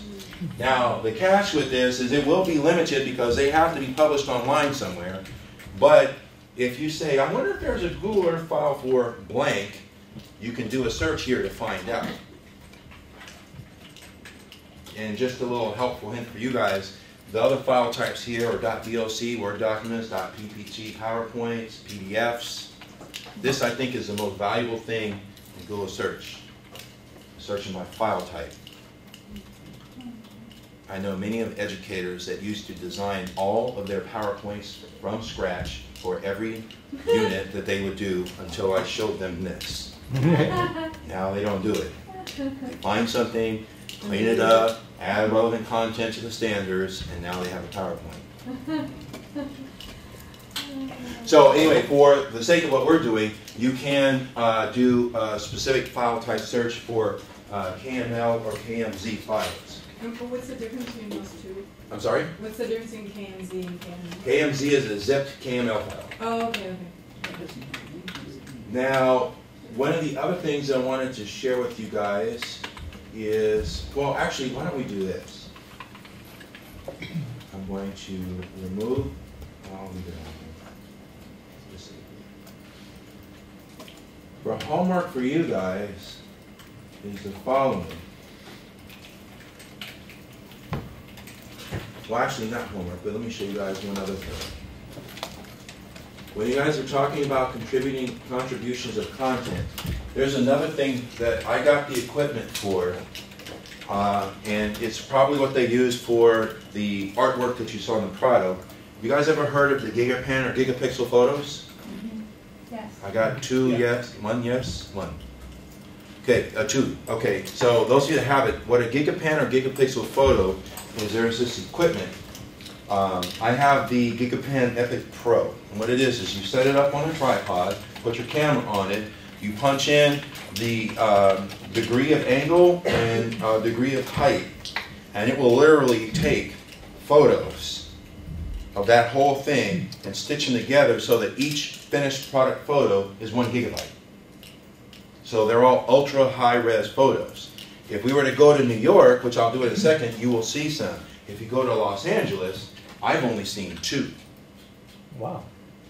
So when I'm on break, I fully intend first to go up to Griffith Observatory and set it up and try to get a Gigapan photo of downtown. And then I will contribute that to the Gigapan gallery, and hopefully it'll get accepted into Google Earth. If you guys figure that that's something that's useful for you, the folks that sell those do have an educator discount. I wrote a grant to get mine. The Epic Pro was $600. Ooh, $895 on here. It's not cheap, but I wanted to use it with my students at school because I teach them about, again, degrees and things like that. But what I'll do real quick is I will enable both Gigapan and Gigapixel, and you know what, I'm going to visit in New York, or San Francisco. Oh yeah, good, lots. Okay, so let's go to, so here you go, ultra high res, actually no, that's not the one that I wanted. Not that one. There's one of, I know there was one of the Golden Gate Bridge, but, all right, well, why don't we do that?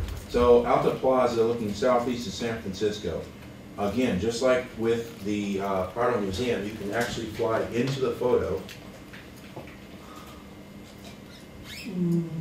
Oh my, I didn't know what that was. And so, I'm not only in the photo, but because it's 1 gigabyte, I can zoom in. Where did So big time. where did you I've go seen again? those little, Okay, I'll I've seen start those over. little panoramas before, so that's what that is when you see it. Well, yes. Well, yes and no. There's actually another thing that is, well, yes, there's that, and then there's this right here, which I'll show you that briefly, and then I really want to do a tour with you guys. All right, so what I did was, again, remember over here in the layers, this is where you manipulate the content that you want to consume in the user interface. I have enabled Gigapan and Gigapixel, which is over in Gallery. Then if you click on the little icon, it will show you a lower res rendering of the image, but if you click fly into high res, it will now zoom down in to the perspective in which the photo was captured. So I'm zooming in, and now we've got this. This is the view, and, oh, they didn't lock their exposure. That's the Bay Bridge. But if you'll notice, I can zoom pretty far into it. I want to do that. Well, I can tell you 2 things. Number 1, the better your camera, the better the image is going to be. And it is pretty cool because, you know, again, it's, if any of you are into photography, like I am, you know, it's cool to make photos, period, but especially if you can do something, you know, like this. So I went to Manhattan, so I'll go to, yeah, this is the one. So remember, we did 3D buildings in Manhattan, but now we're going into a Gigapan photo of it. And you guys see, this is the regular view, and you see how small the cars look. But if you'll notice, I'll even zoom in.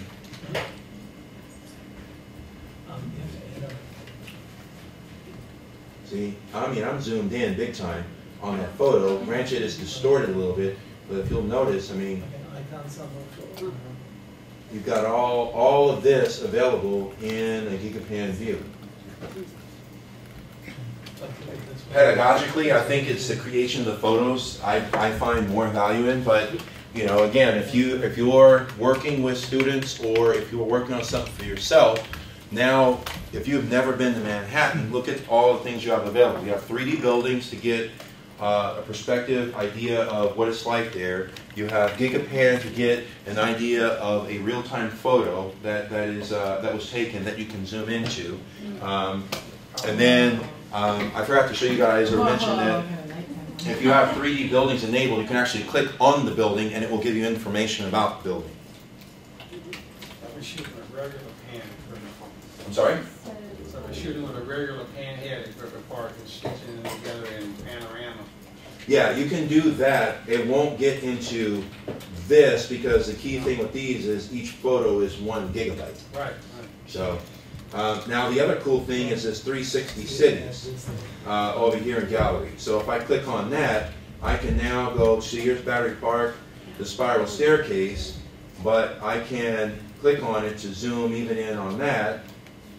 And now I have a 360-degree view of the spiral staircase here at Battery Park. Oh my I don't think she was God. too happy about having her photo taken. But I guess the main reason why I'm sharing these particular ones, and again, we could literally spend easily over an hour with this. Science, earthquakes, volcanoes. You've got the National Geographic stuff is really cool. But you know, for the sake of time, I'd rather introduce you guys to this and then you guys have some time to go and play. But my main point in even sharing most of this stuff with you is, did Google create this content? No. Users created it, and in some cases, it was created by educators. So that's one where when educators say, well, I don't know that I have time to do blank, my response is usually, don't take the time to do blank. Introduce your students to it and then become the facilitator. When they see what was created by other students or other people, that right there can be motivation alone. And so in the case, I mean, you guys have now seen content that was done in SketchUp, in 3D buildings, that was done with the Gigapan photos, that's done with 360s, and we haven't even enabled this right here, photos, which is just the photos that have been put in Panorama. So if I go here, I'll remove that, click Photos, go to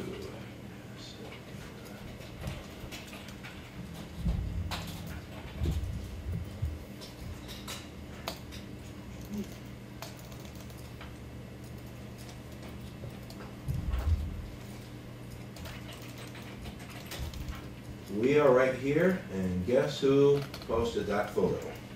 Hey. That is my Gmail email address.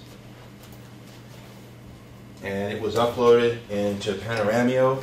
I actually took the picture with my iPhone. There's a Panoramio app. It was already geotagged. I titled it, posted it. About a week later, there it is. Oh, wow.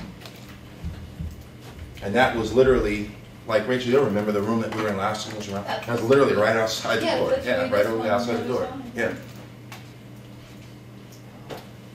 So when you see the photos, some are like pinky red and some are blue red. What's the difference? Which You know, I'm just looking at all the little plate markers, so some of them are that kind of red. You know, some of them are The red is the city. No. Do you see these little flags? Some are red. That I do not know. That's new in 6. What happens when you click on the red? We didn't see it, I know that. Oh, it's one of those bubbly things. Oh, that's right. And then see those. Yeah, so that's the 360. panorama. Yeah. That must be the panorama ones. So the blue and green guys are the flats, and the others are the panoramas. Oh, wow. All right. So with that being said, let's do the following. Just by a show of hands, how many of you know HTML coding? Most of you. Okay. So what I want to do with you guys at the moment is it's time to make a project. So now you're going to create your own content for Google Earth. The very first thing that you need to do, well actually let me tell you what your assignment's going to be, and then I'm going to come around and help anyone that needs it. I would like for you to create a 4 placemark file in 4 different cities, and of the 4 you have to include at least 1 photo and embed 1 video. Usually my students are like, oh man. But you guys So aren't 4 like, placemark file, 4 cities. yes. So we're gonna, and I'm gonna go through the steps and help, and then steps and then help. But we're gonna do, that's basically what it's gonna be. We're gonna create content for Google Earth. We're gonna create a tour, if you will. We actually have to record the tour, but we're gonna create the place marks first. So it's gonna need to be in 4 cities. Mm-hmm. At least 1 has to have an image, which means you have to have the, which I'll show you. There's a link to an HTML reference on there, because it's the HTML coding for embedding an image, which is the IMG image source, and then the file. Okay, so there's that, and then embed a video. Embedding a video is usually easy, because if you go to YouTube or Vimeo and it has a little embed, that already is the HTML coding for that. Okay, so the way that works, or the way that I always have my students do it, is the following. It's going to appear over here in my places. So I'm going to get rid, you guys don't have to, I'm just going to do this to make it easier to see it. I'm going to get rid of all of this stuff. You're going to add a folder, okay? And so you want to name it. So we can call it, you know, I'll call it my test tour. And then in the description I can say these are 4 cities that I have visited and would like to again. Just keep it easy and brief. I'm sorry, how did you get to the new folder command? How did I get to the folder? Add and then folder. I believe it's Command N for a new file. It's Shift N? Yeah. Okay, thank you. Shift N. Shift. Command Shift. Command Shift N. Thank you. No, it's grayed out. Under Add? Why is it grayed out? Wait a minute, I've got something else going on. Go ahead and close that. But now go up to Add. Yeah. Okay, there we go. And then just go ahead and just give it a simple title. So you click on the space and just name your tool. And then once you've got it, go ahead and click OK. And so now it's going to appear over in the places. Now there's 2 reasons why I have you do the folder first. Number 1, anything that we do with adding or creating of content from this point on will automatically appear in the folder. A lot of times I have students that will just start doing place marks, then they got to do the folder, then they got to drag them into the place marks into the folder, and sometimes it's not, the way that the tour goes is not in the order in which they want it to. So the easy way is to make the folder and then do the place marks in the order in which you want them to appear. So like for example, the Google Lit trips, make a folder. You do chapter 1, 2, 3, just like that, and then it will all appear in the exact order that you want it to. All right, so the first city that I'm going to is going to be, and you don't have to go to the same cities that I do. I'm just going to show you how it works. Going down to Melbourne.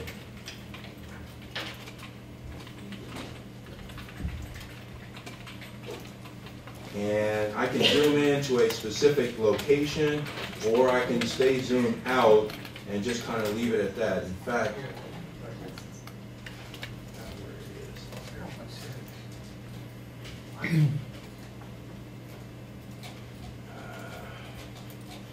okay, that's where the rugby team plays.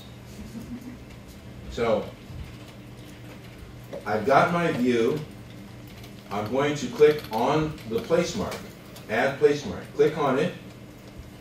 I can move this window out of the way, and I'm going to put the place mark somewhere that I want, or exactly where I've been. If you'll notice, it automatically does the GPS coordinates. I will title this A Great Place to Watch Rugby Match. Sorry, how did you get place markers up? I click here. Up here? Yes. Where it says add place mark. And again, you don't have to go to the same city that I do. It's more a function of the steps to do it. Go ahead and go to a city that you've either been to or what have you. So I clicked on add place mark.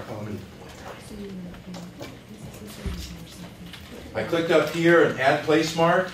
I get this window. I can move it over. I can put the place mark where I want. It will automatically give me the GPS coordinates. And then now, down in here in the description, I can say something to the effect of, this was one of my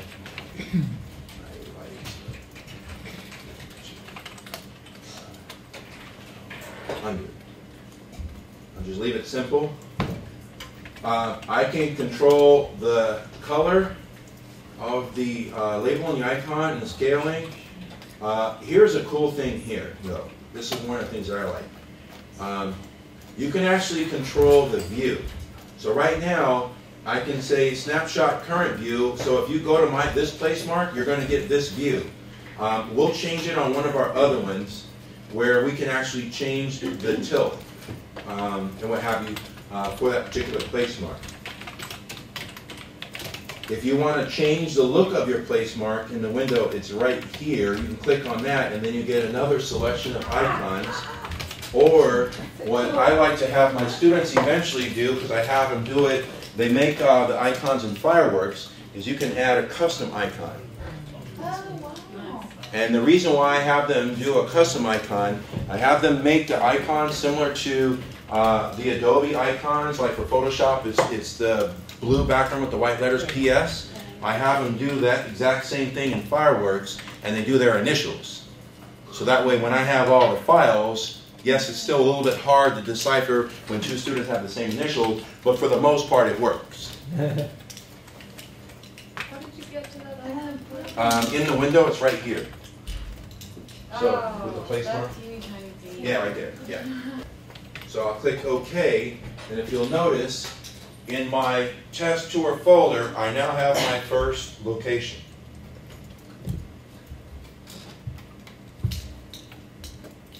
Is that too fast? Yes. Mine didn't go in either. Yeah, mine didn't go in. Yeah, you clicked on your thing before you did it.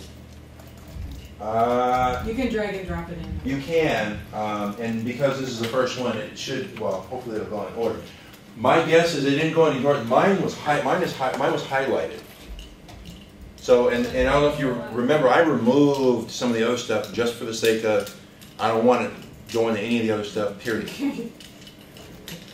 How do you get the edit window up for the place mark again? Okay, how do you get the edit window for the place mark up again? If you go hover over the place mark, right click, get info, get back info. to the edit window. Okay. Get info.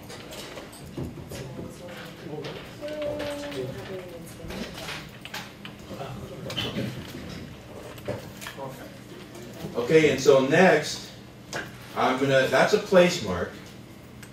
I'm gonna show you, I'm gonna do a polygon, so if you guys will de-screen for a moment and watch, I'm gonna go to Paris, and more specifically, I'm going to go to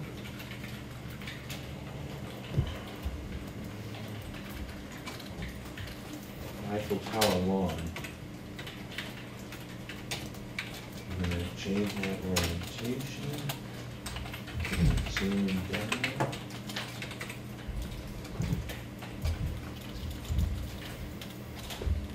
Keep going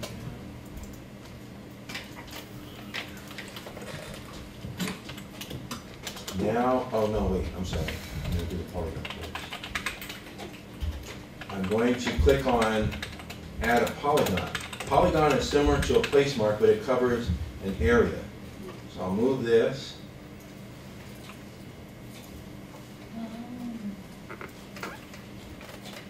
I'm just clicking.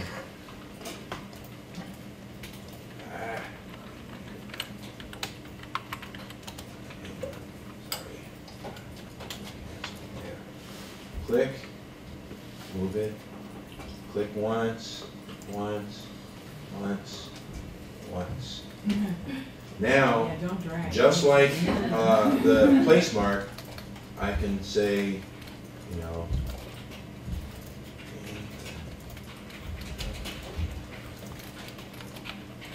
tower.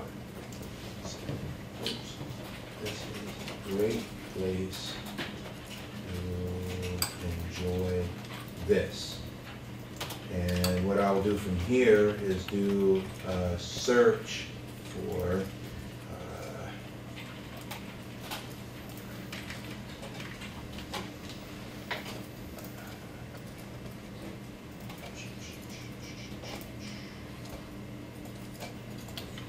go get the image. Key to the image file is on a lot of my students do this is they think that is the website for the image when it's actually this, because not only is it in the image file, it's the only thing on there. I'm going to highlight or copy that, go back to Google Earth, and then I'm going to do my HTML coding. If you go to Flickr, you can get the HTML codes from the Flickr image. And Yes, share you can. Makes it, they don't know it.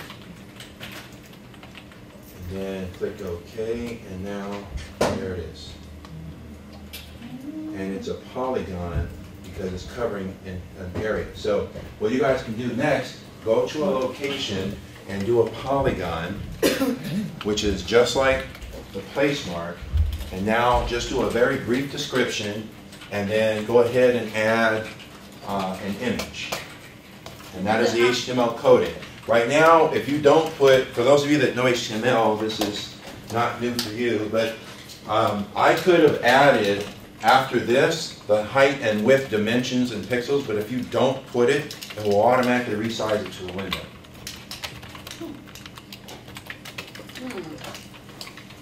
So go ahead and go to your next location and just do a simple polygon. You just, it will automatically connect the points. You guys notice I did the rectangle. You can just do it that way.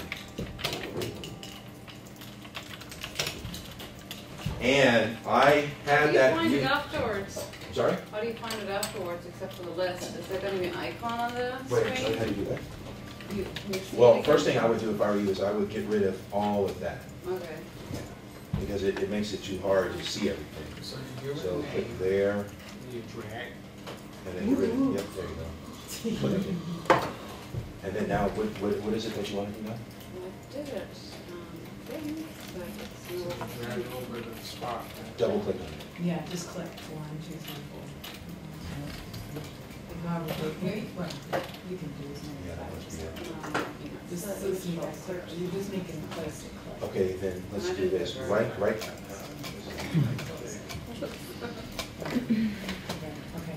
so that's good. And I have named it and it's not there anymore. I can drag it, right?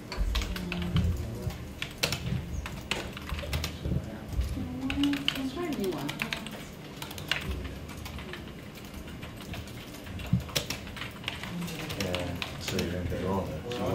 stage. I'm not adding to the one already. So click on that. Yep. Move that out of the way. Oh, well then that's not So I good. got my polygon. Alright. I found a photo Okay. from that place. Go. What do I do next? Oh, well, he actually found a photo of. Yeah, don't do that, because you can drive each individual. This So was if you don't want that, click somewhere, so cancel. we don't Click on know. Let's this see. polygon again. Bring that out, and then just click. Yeah, there. Well, what you're doing, if you're holding it down, it does that. You don't have to do that. The way I did the rectangles, I click, click, click. Oh, okay, he didn't find it on the No, alert. he just did it here, so let me see if Got it. that will. Okay, perfect. And And then now you can add your brief description and then add the HTML code into so, insert but I image. got the link, so anyway, this is gonna be your link. And then you go here, you say, I wanna get your So we've got you know, and then you two can more just do place HTML marks that we'll code. do. So you Then finish this we'll bust out our first, mobile and devices and we'll enable copy the maps. link, And and paste the then tag. that will pretty much be Oh, everything. yeah, sure. I wouldn't be an effective teacher if I didn't do the following, so I'll show you guys in just a moment once everybody gets there. Okay, I got this photo, but how do I know I have permission to use this? I don't. But what I can do is go in here to advanced search and tell it to return images that are labeled for reuse under usage rights. You see reuse, commercial use, reuse with modification, commercial reuse with modification.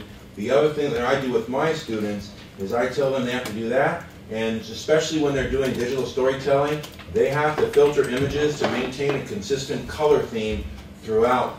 So in the case of the espresso that I did a search for, if I click on blue, blue will be one of the primary tag colors in the images that are yielded. Yellow, it'll do yellow. Oh, wow.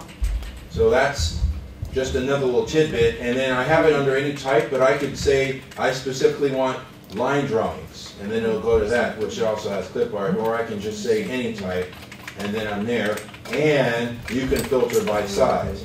So again, that goes back into our advanced search where you can control all of these things. In addition to, I have espresso, but I could say not related to, and I could say cup, and then now do a search, and I'm not supposed to have, well, that means these weren't tagged that way, but, so it's just another way to control, again, like I share with you guys, I could spend 6 hours on search. And you guys see, I've only shown you pretty much just two things, file type and filtering of image search. Begin. In fact, we can do a whole curriculum study just using search alone. Yes. Next, let's go to another location. So I'm going to go to Rome.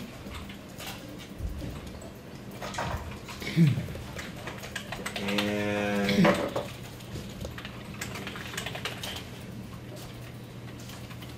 I'm going to do the following. I'm going to, we won't get into image overlay, which is actually pretty cool too, but I'm going to add another place mark here in the Colosseum. I'm going to change the look of my place mark. I'll use that. And I'm going to put,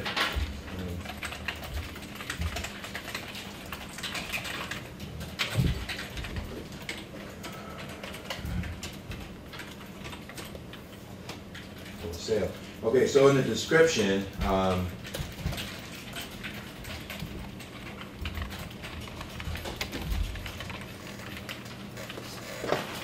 next for here, I want you to, if you can, find a video and add a hyperlink to a resource.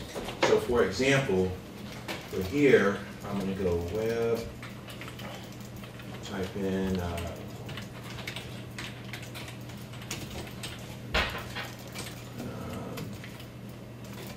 instead of Wikipedia, here we go, Roman Colosseum facts. I'm going to copy the URL, go back here. I might need help from my HTML friends here. Okay, open. Isn't it A href Equals quote, the URL, close quote, close the command. then you put something in there, text. I'm sorry? Put some text. After this one, Yeah, right? what you want the link to be. Here, yeah, okay, then. Like that. Open the bracket again. I'm sorry? No, you gotta close, you gotta do the less than. Oops, no, put that one back. Greater than. Then go on the other side of the here, No, after the here. After the here. I'm sorry? After the word here. Not go afterwards, and then do the other one. And now less than, slash, a. Oh, that's right. And greater than. So that's your text, that's the link. Right. That says link to this text. I'll click OK, and another great place to visit here. If I click on it, there it is. But I don't know if you guys noticed what just happened with that. It what? Left Google Earth will get it. No, it didn't. I'm still in Google Earth. See? Look, back to Google Earth. Oh, but now That's new. It used to be you'd have to go into your browser. Now it will pull up the page here in Google Earth. And if you want to go to the internet, I can click here, open in Safari, because this is on Mac. That's what we're doing. He's showing it, yeah. When we get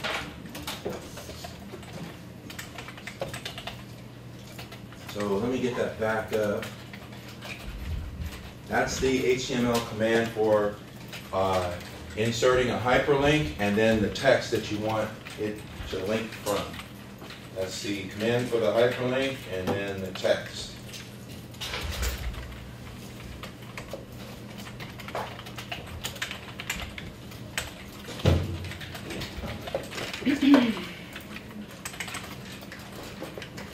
And then I want to show you guys one quick thing also where I can control the view from the placement.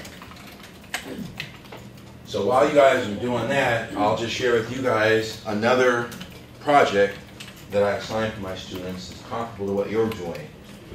And that project is you have 6 weeks to travel anywhere in the world. You have to travel to a minimum of 4 cities on at least 2 continents. You have to place mark where you go. You have to create a polygon or place mark of a walking tour that has to be no less than 2 miles in the city. And you have to include place marks on the walking tour of highlights of the walking tour, as well as find images that support where it is you've gone. So for example, I had the polygon on the lawn there at the Eiffel Tower. I would then use an image overlay of the Eiffel Tower to say I was sitting right here looking at this view when I was drinking my espresso and eating a croissant. Then I got up and walked. Then the next place mark. From here, this was the view of the Eiffel Tower. Then I would make them include a little history, you know, Eiffel Tower, designed and built by Gustav Eiffel, who also donated what to the U.S.? Statue of Liberty. Thank you, Statue of Liberty. And they keep going. So they're walking tour. Now, I will show you guys real quick, how do they know how far they've gone? So let me click OK here, because here's another thing. I want to know how far around the Colosseum. See this ruler right here? I can now draw a path. Obviously, it's not completely circular.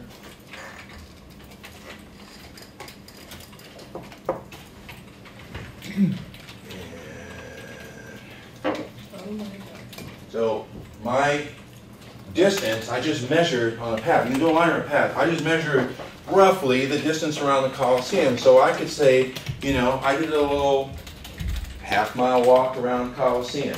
So then now I would add place marks. I have the place marks for the location. I would add place marks around here about my walk, and then include in those images that are representational of the view at that particular location. And then the other thing that they have to do is the following. From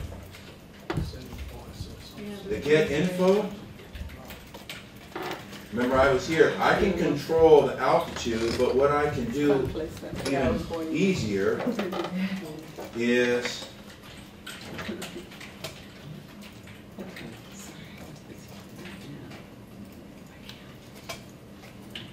change my view, and then I can click snapshot the current view, and I don't know if you guys notice it changes it.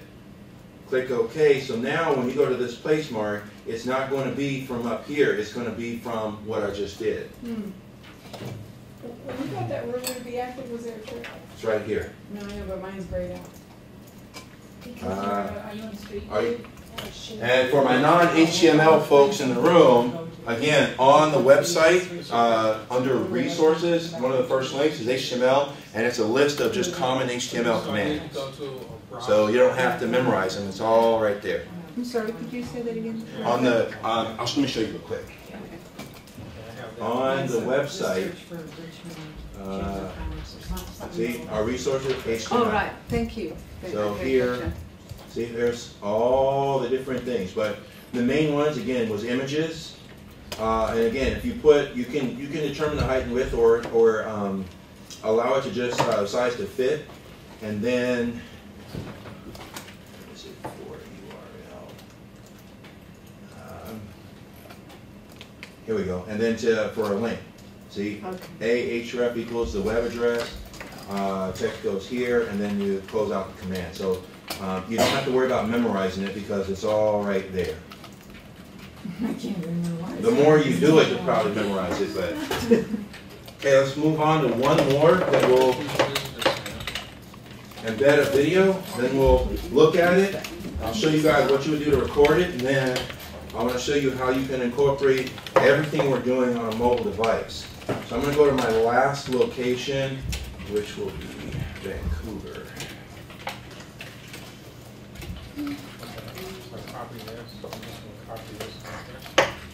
So you've just had middle school students, and obviously you want to do this a few years.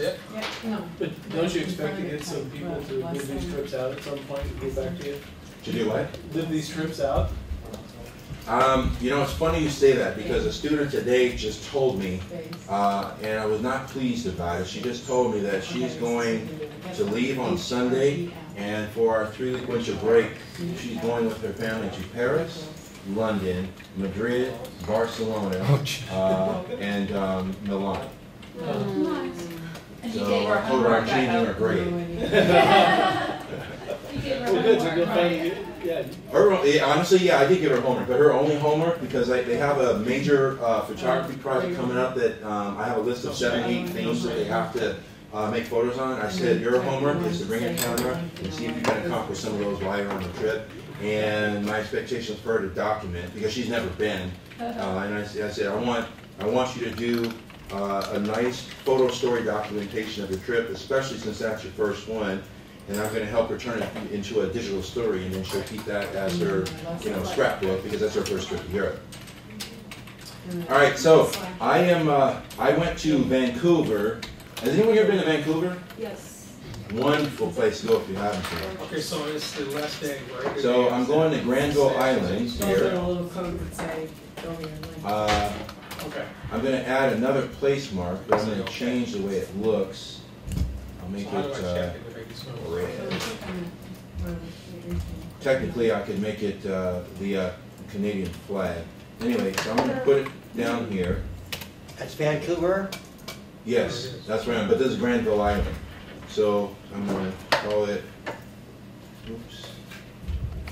Granville Island.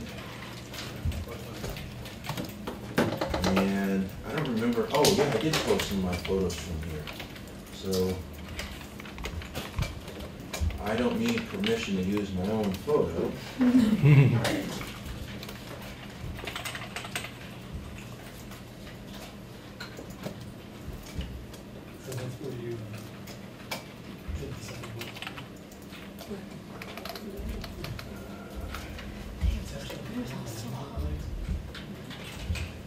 There we go, Canada.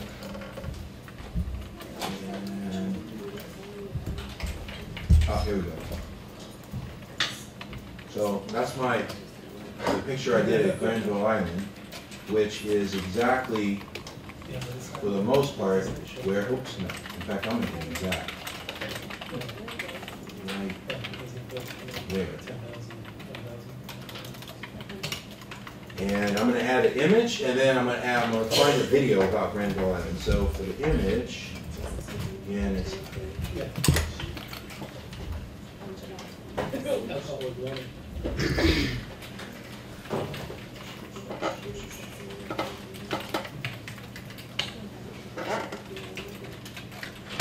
actually, I can just do it this way.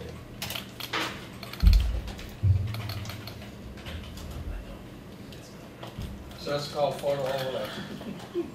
I'm sorry? Is that a call?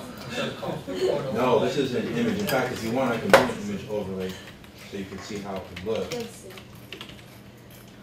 way. Yep, there we go. And it actually, if you click on it now, because you grab the href, it'll go back to Flickr. Yeah, and that was, I can do that because of two things. Number one, it already has it there for me, and two, I'm logged into my Flickr account anyway. But if I wanted to, well, let me go to video first.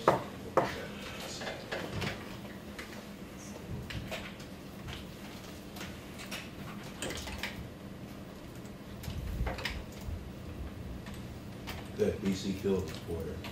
So I went to a YouTube video, and I'll click on embed, and all of this coding right here, that's my HTML coding. I'll go back to the place mark, paste that, click OK, and now I've got the image. There we go. And then there's the video. Did I do that too fast? Or shall I do it again?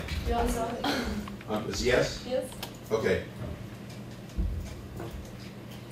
So I put my place mark. Okay. I changed it to red. I went to an image, and in this case, because I was just there last month, I went to my Flickr. Okay. Luckily here, I have share this, and see, I can grab the HTML and BBC code here, so I don't have to worry about typing everything in. I can even control the size of it. I then went back here, pasted that code.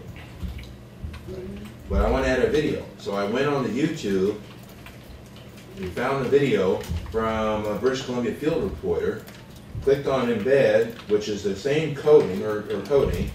I embedded that coding, click OK, click the place mark, and then now I have both my image and the video.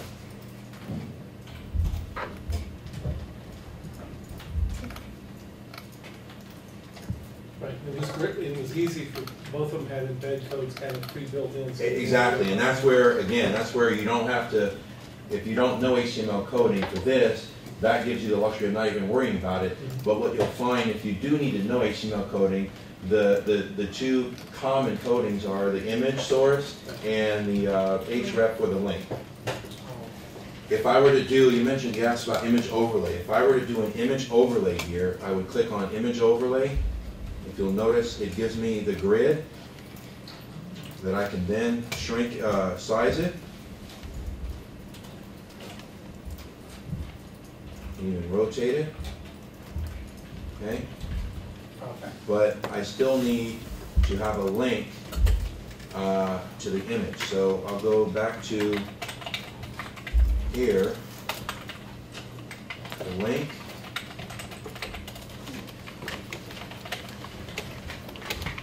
And then I'm going to get that same coding. In fact, let's make it large. Copy that, go back here,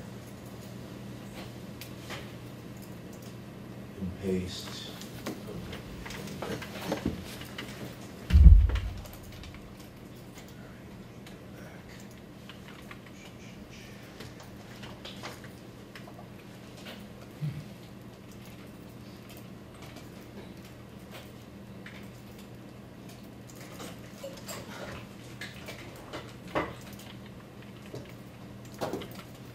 There you go. Okay. image overlay is in there. If I click on it, it'll pull it up. Can you name it now, or you have to go back to the? I'm sorry? Can you name it on that side panel, or do you have to go to the get info? I don't understand what you mean. Yeah, that's all right. You explained it.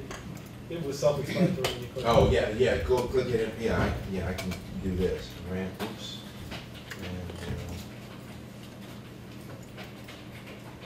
oops. Bridge.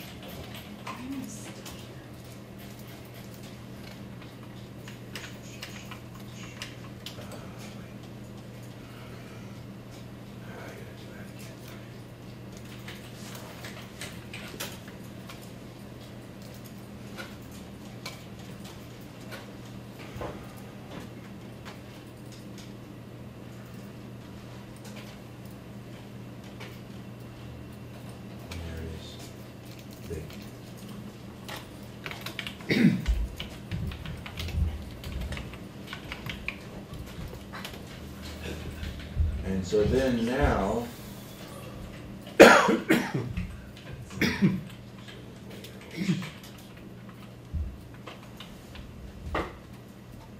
got the place mark set up. I'm going to zoom all the way out.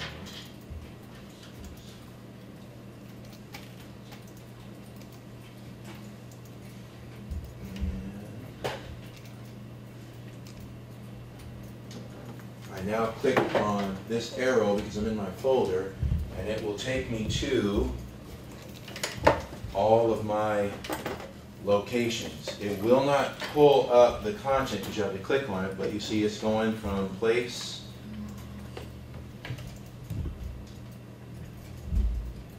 to place because you have now created a tour. If I click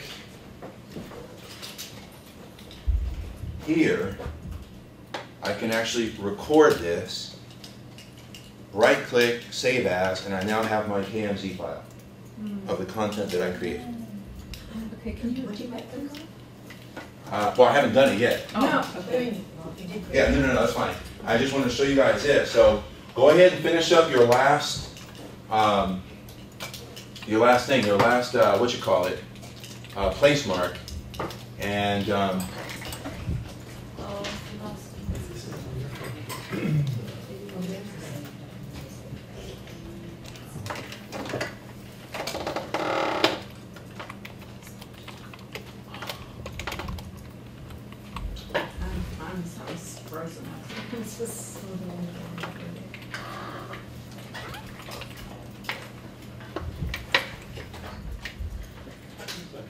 when you guys set up your tour, here's another thing.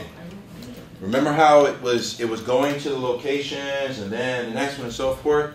I can control the amount of time it does it, how long it does it, and you see this right here?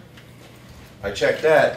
Now all that content is going to go there, pop up, and then go to the next one, pop up. How did you get to this window? This is under the preferences. Preferences. Yes. Just because that's all it sounded like. I can just. I'll even speed it up a little bit.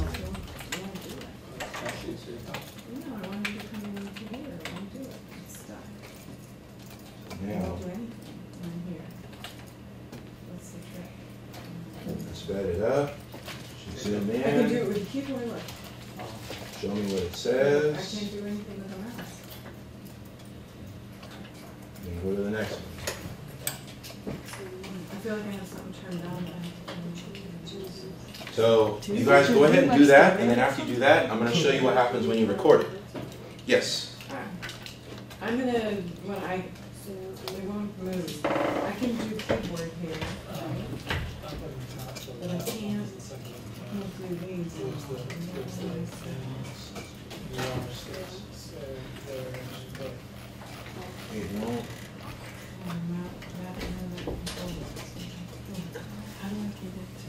Okay, so let me show you guys one more thing with this. Right now, I have a KML file that I can right-click, save place as, and you see that? I can save it to the desktop or wherever, and now it's my KMZ file that I could now then email to each one of you, and you will be able to not only go through my places, it will do exactly how I had the touring set up, where it will go to it, pop it up, 3 seconds, then go to the next one, pop it up, 3 seconds, so on and so forth. I can also record that tour and send you the recorded tour file. There's a catch with the recorded tour that a good friend of mine told me. You can record a tour and you can include audio, but for some reason, if you were to do it on Windows, it doesn't play nice with Mac and vice versa. Nobody knows why. A lot of the Google certified teachers have posted it on our discussion board, and there's no answer. All I can say is, every time I've done a Google workshop and they use Internet Explorer, it doesn't play friendly with any of the Google stuff. So if for some reason you determine that this is of enough value to you that you would like to do it yourself or have students do it, keep in mind that if they're recording a tour, the platform can impact the quality of the product. But if you do what we just did here, where we did place marks, and then I just saved this, if I sent this to all of you, it would work totally fine.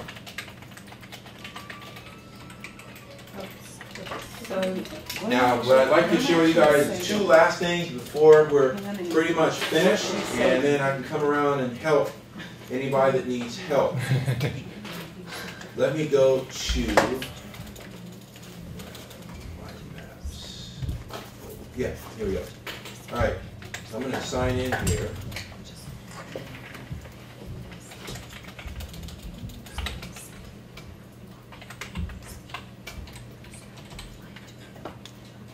Okay, so you guys have all said you used Google Maps before. How many of you have created a custom map in the My Maps? Okay, only a few of us. Wow. All right, basically what happens with custom My Maps is you can actually I can now create new map, and I could make a map. So like I'll give you guys an example. On Saturday morning, because I'm on the California Leadership Council for the Discovery Educator Network, so I'm leading a photo walk in Venice, through the canals, along the boardwalk, and the pier on Saturday morning. So to make that information more accessible to everybody, I did a custom map, because I actually led, there's a Scott Kelby, who is okay, you guys know, okay, so the Worldwide Photo Walk. So I led a photo walk in Venice back in July. And so for Discovery, I said, I've already led the photo walk, that's what I like to do, and it'll contribute content to the Discovery Educator Network and their media share, which I don't mind doing that anyway. So I said, I want to do a photo walk that's the same route that I did there. I said, oh really, what'd you do? Where's the walk? I'll show you guys. I did a custom map to show the following.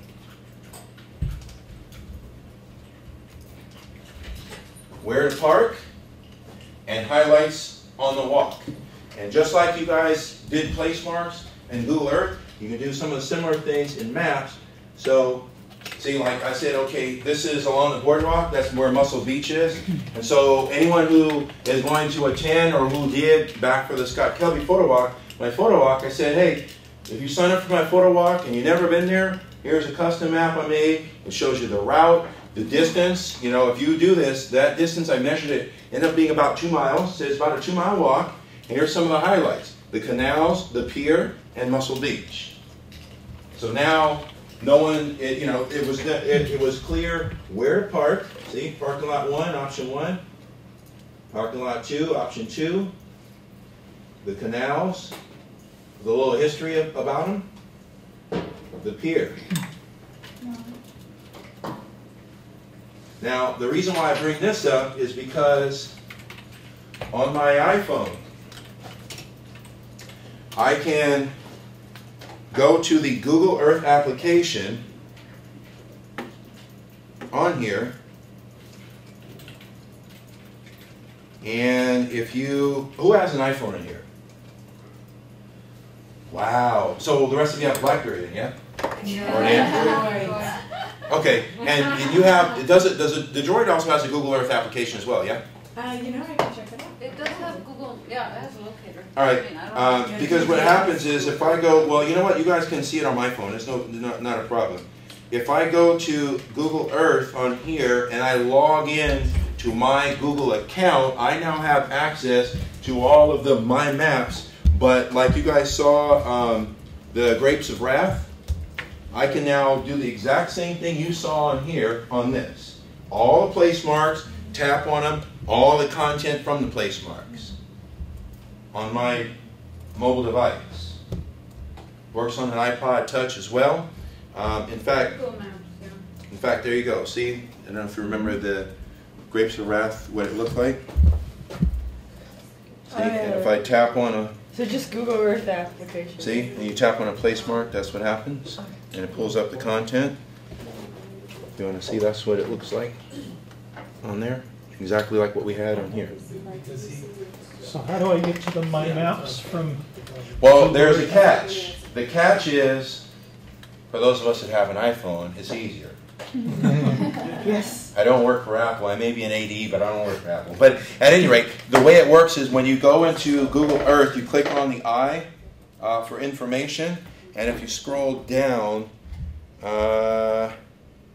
see where it says My Maps account or My Maps? Yep. You log in, and then now you have access to your My Maps. Now, I know I'm kind of zipping through this, but I'll show you guys really quick. If I go to My Maps, watch this. I do create new map.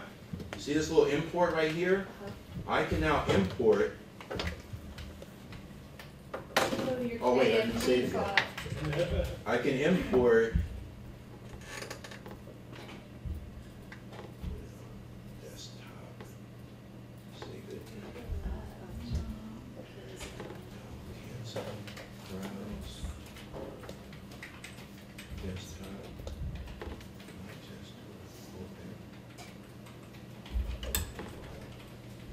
There you go. See that? Remember all the stuff you guys saw? I'll make it unlisted for now, so I can do it later. Click Save. Done. Now remember all the little things. Coliseum. There's the hyperlink. The catch is it doesn't bring in everything, but you see I don't have the image overlay, but all the place marks, remember there's the image, there's the video. It is now all available, not only in My Maps, but if I switch to Earth here, it's all still available in the Google Earth web-based version as opposed to the computer-based application. If I go back and log out and log back in on my phone, I now have access to my tour on my phone. The catch with here is if you click on the YouTube thing, it will go out of Earth and onto the YouTube application, but it will still be that same video. So now you can customize and create content and then consume it now in 3 different ways: browser, application, or mobile device. And you just make the KMZ available for somebody to download? What does that mean? I'm sorry, how do you get that in there? Give me a... So I made my tour. I Yes. want to make it available to you to put on your iPhone. I would have to import it into My Maps, then it's available here. Okay. That's so the we catch. have to give them a little instruction on how to Yes. do it. Yeah, okay. But you see, it's you know, how many steps And is you that? have to be Log signed, in, you have to be signed in. Okay. sign in, create a map, this little import, step in your save, handout done. or no? That's it. Do you have this step in your handout? Does it say? Not these steps, but you know what? Because I do Google Earth stuff enough, and I'll be doing a workshop at Q and at ISTE, I will either do a screencast or Well, just say it again. So you save your KMZ. Save your KMZ file. So you post it somewhere and you tell them to post it. Then you have to tell log into your people Google to- account. and the user has to log into Google account. And it's specifically maps. Maps. And they have to import. You got to create a map. Oh, create a map. And from that, the next interface, import that KMZ file. Okay. Then save it. And then that's it. And then they have available on all their devices. Well, yes, but you got to log into your account from the device. Right. Yes. If you're using this ultimately to deliver via browser, does the visitor have to download a plugin For viewing any of the tours in Google Earth? well, if they have the CamZero file, they have to have Google Earth installed on their computer. Okay, so the KMZ though can be embedded in a web page? Yes, it can. Okay, so you would have that. Like you remember where I showed you guys this website for the college tours? Those are tours. But then did the visitor, being this computer here, have to download a plugin for that? Yes. Okay. Google, I have it. But if you keep your browser updated, I know that API just came out about 1.5 years ago. As long as you keep your browser, especially if you're using Firefox or Chrome, it will work. What's the percentage of people who have downloaded, do you know? That have downloaded that plugin? In other words, what percentage of... I do not know that. And if you go to the page, it will tell you, in order to view this, you need the following plugin. But the one you're looking at now is just, it's not a plugin. No, this is not. This is me logged into my Maps. Right. And so this is browser based. So as long as the browser's up to date, you'll be able to view it. Well, because I know what you're saying. The thing is how can you view like this with the college tour? Okay, they installed the Google Earth API into their site basically, but you still have to have a browser that is capable of reading that. That's what I'm saying. Especially if you're using Firefox, Safari, or Chrome, it will work. Especially if you keep them updated. IE, can't guarantee that. So the plugin's being pushed via an update already? On the browser? Pretty much, yeah. On the browser, yeah. And if it doesn't, it'll tell you, okay, in order to view this, you need to find a plugin, and then you can just add it to it. But I know that was a big problem early on, and that's why, like I said, most of the Google stuff does play friendly, especially with Chrome, Firefox, even Safari. With Internet Explorer, I wouldn't recommend using that. Does the plugin not work well? I'm sorry? Does the plugin not work well? Or you're saying... In all my years of doing all the Google stuff, it just doesn't play friendly with the Google stuff. You and I, like if I use Firefox and use IE and we did the exact same search, your results could be totally different than mine. Assuming it even works. Like with some of the Google Docs stuff, it doesn't even work.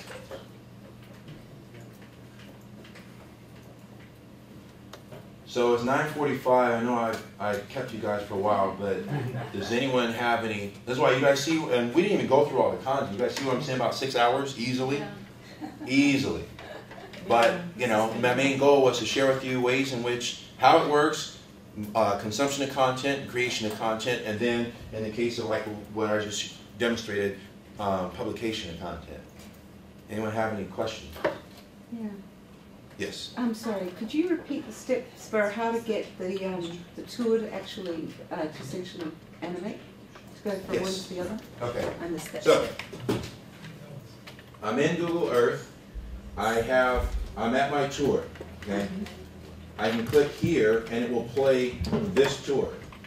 Okay. If I had more than one folder here, as long as I have it checked, that's the one it will play. Yeah. I can control what happens in the preferences under touring. That's why I checked this, so now it would show what's going on at each of those place marks. Right, but my test tour is not, it's shadowed. I can't highlight, I can't click on my test tour. Each of the individual places is clickable, but not the tour itself. Maybe it's not. Is it well, do me a favor, click here, close all this stuff out. Yeah, there you go. So that's now you should be able to, there you go. And so now if you click here, it should go through your whole tour. Yep, see, there you go. Okay, great. Thank you very much. You're very welcome. Any other questions, comments, concerns? So did you guys learn at least like one? Oh, okay, yes. I have one question. Good. You said a few minutes ago you're going to be doing another Google workshop or a photo tour? Well, yeah, best bet is to stay in touch because I try to stay as that's why Rachel gives me a hard time about it. I try to stay as busy as possible. I'm a lifelong learner, and this stuff is fun. So I do it 2 ways. I give tons of presentations at conferences, local, state, and internationally. And then I'm active within the Google, the Discovery, and the Apple community. So like, for example, Saturday, the photo walk, because I'm a hardcore photographer. It's one of my extreme passions, so I share that with other educators. The big presentation I gave at ISTE in Denver was on presentation design, which is an area that I'm extremely passionate about because I refuse to be victimized by death by PowerPoint. So my contribution is to do workshops and presentations on what effective presentation design is. But one of the things I'm known for amongst all my friends around the world is 98% of the images I use in my presentations are mine, because I get out with my camera all the time. I have a library of about 18,000 images on my computer, some of which are specifically for, like I'll take a picture of a number 3. So if a presentation ever comes up, and I want to highlight 3 key things, I'm using my image. So part of me doing that is going on photo walks. This is my 2nd year in a row of doing what's called a Project 365, in which you take a photo every day for the entire year. There's a website that I go to called dailyshoot.com, in which they give an assignment every day, and it kind of helps you get a creative eye to create all these different types of images to build a library of images. So I do all kinds of stuff. I do a lot of stuff with the mobile devices. That's my stuff with Apple and what have you. Things with iLife.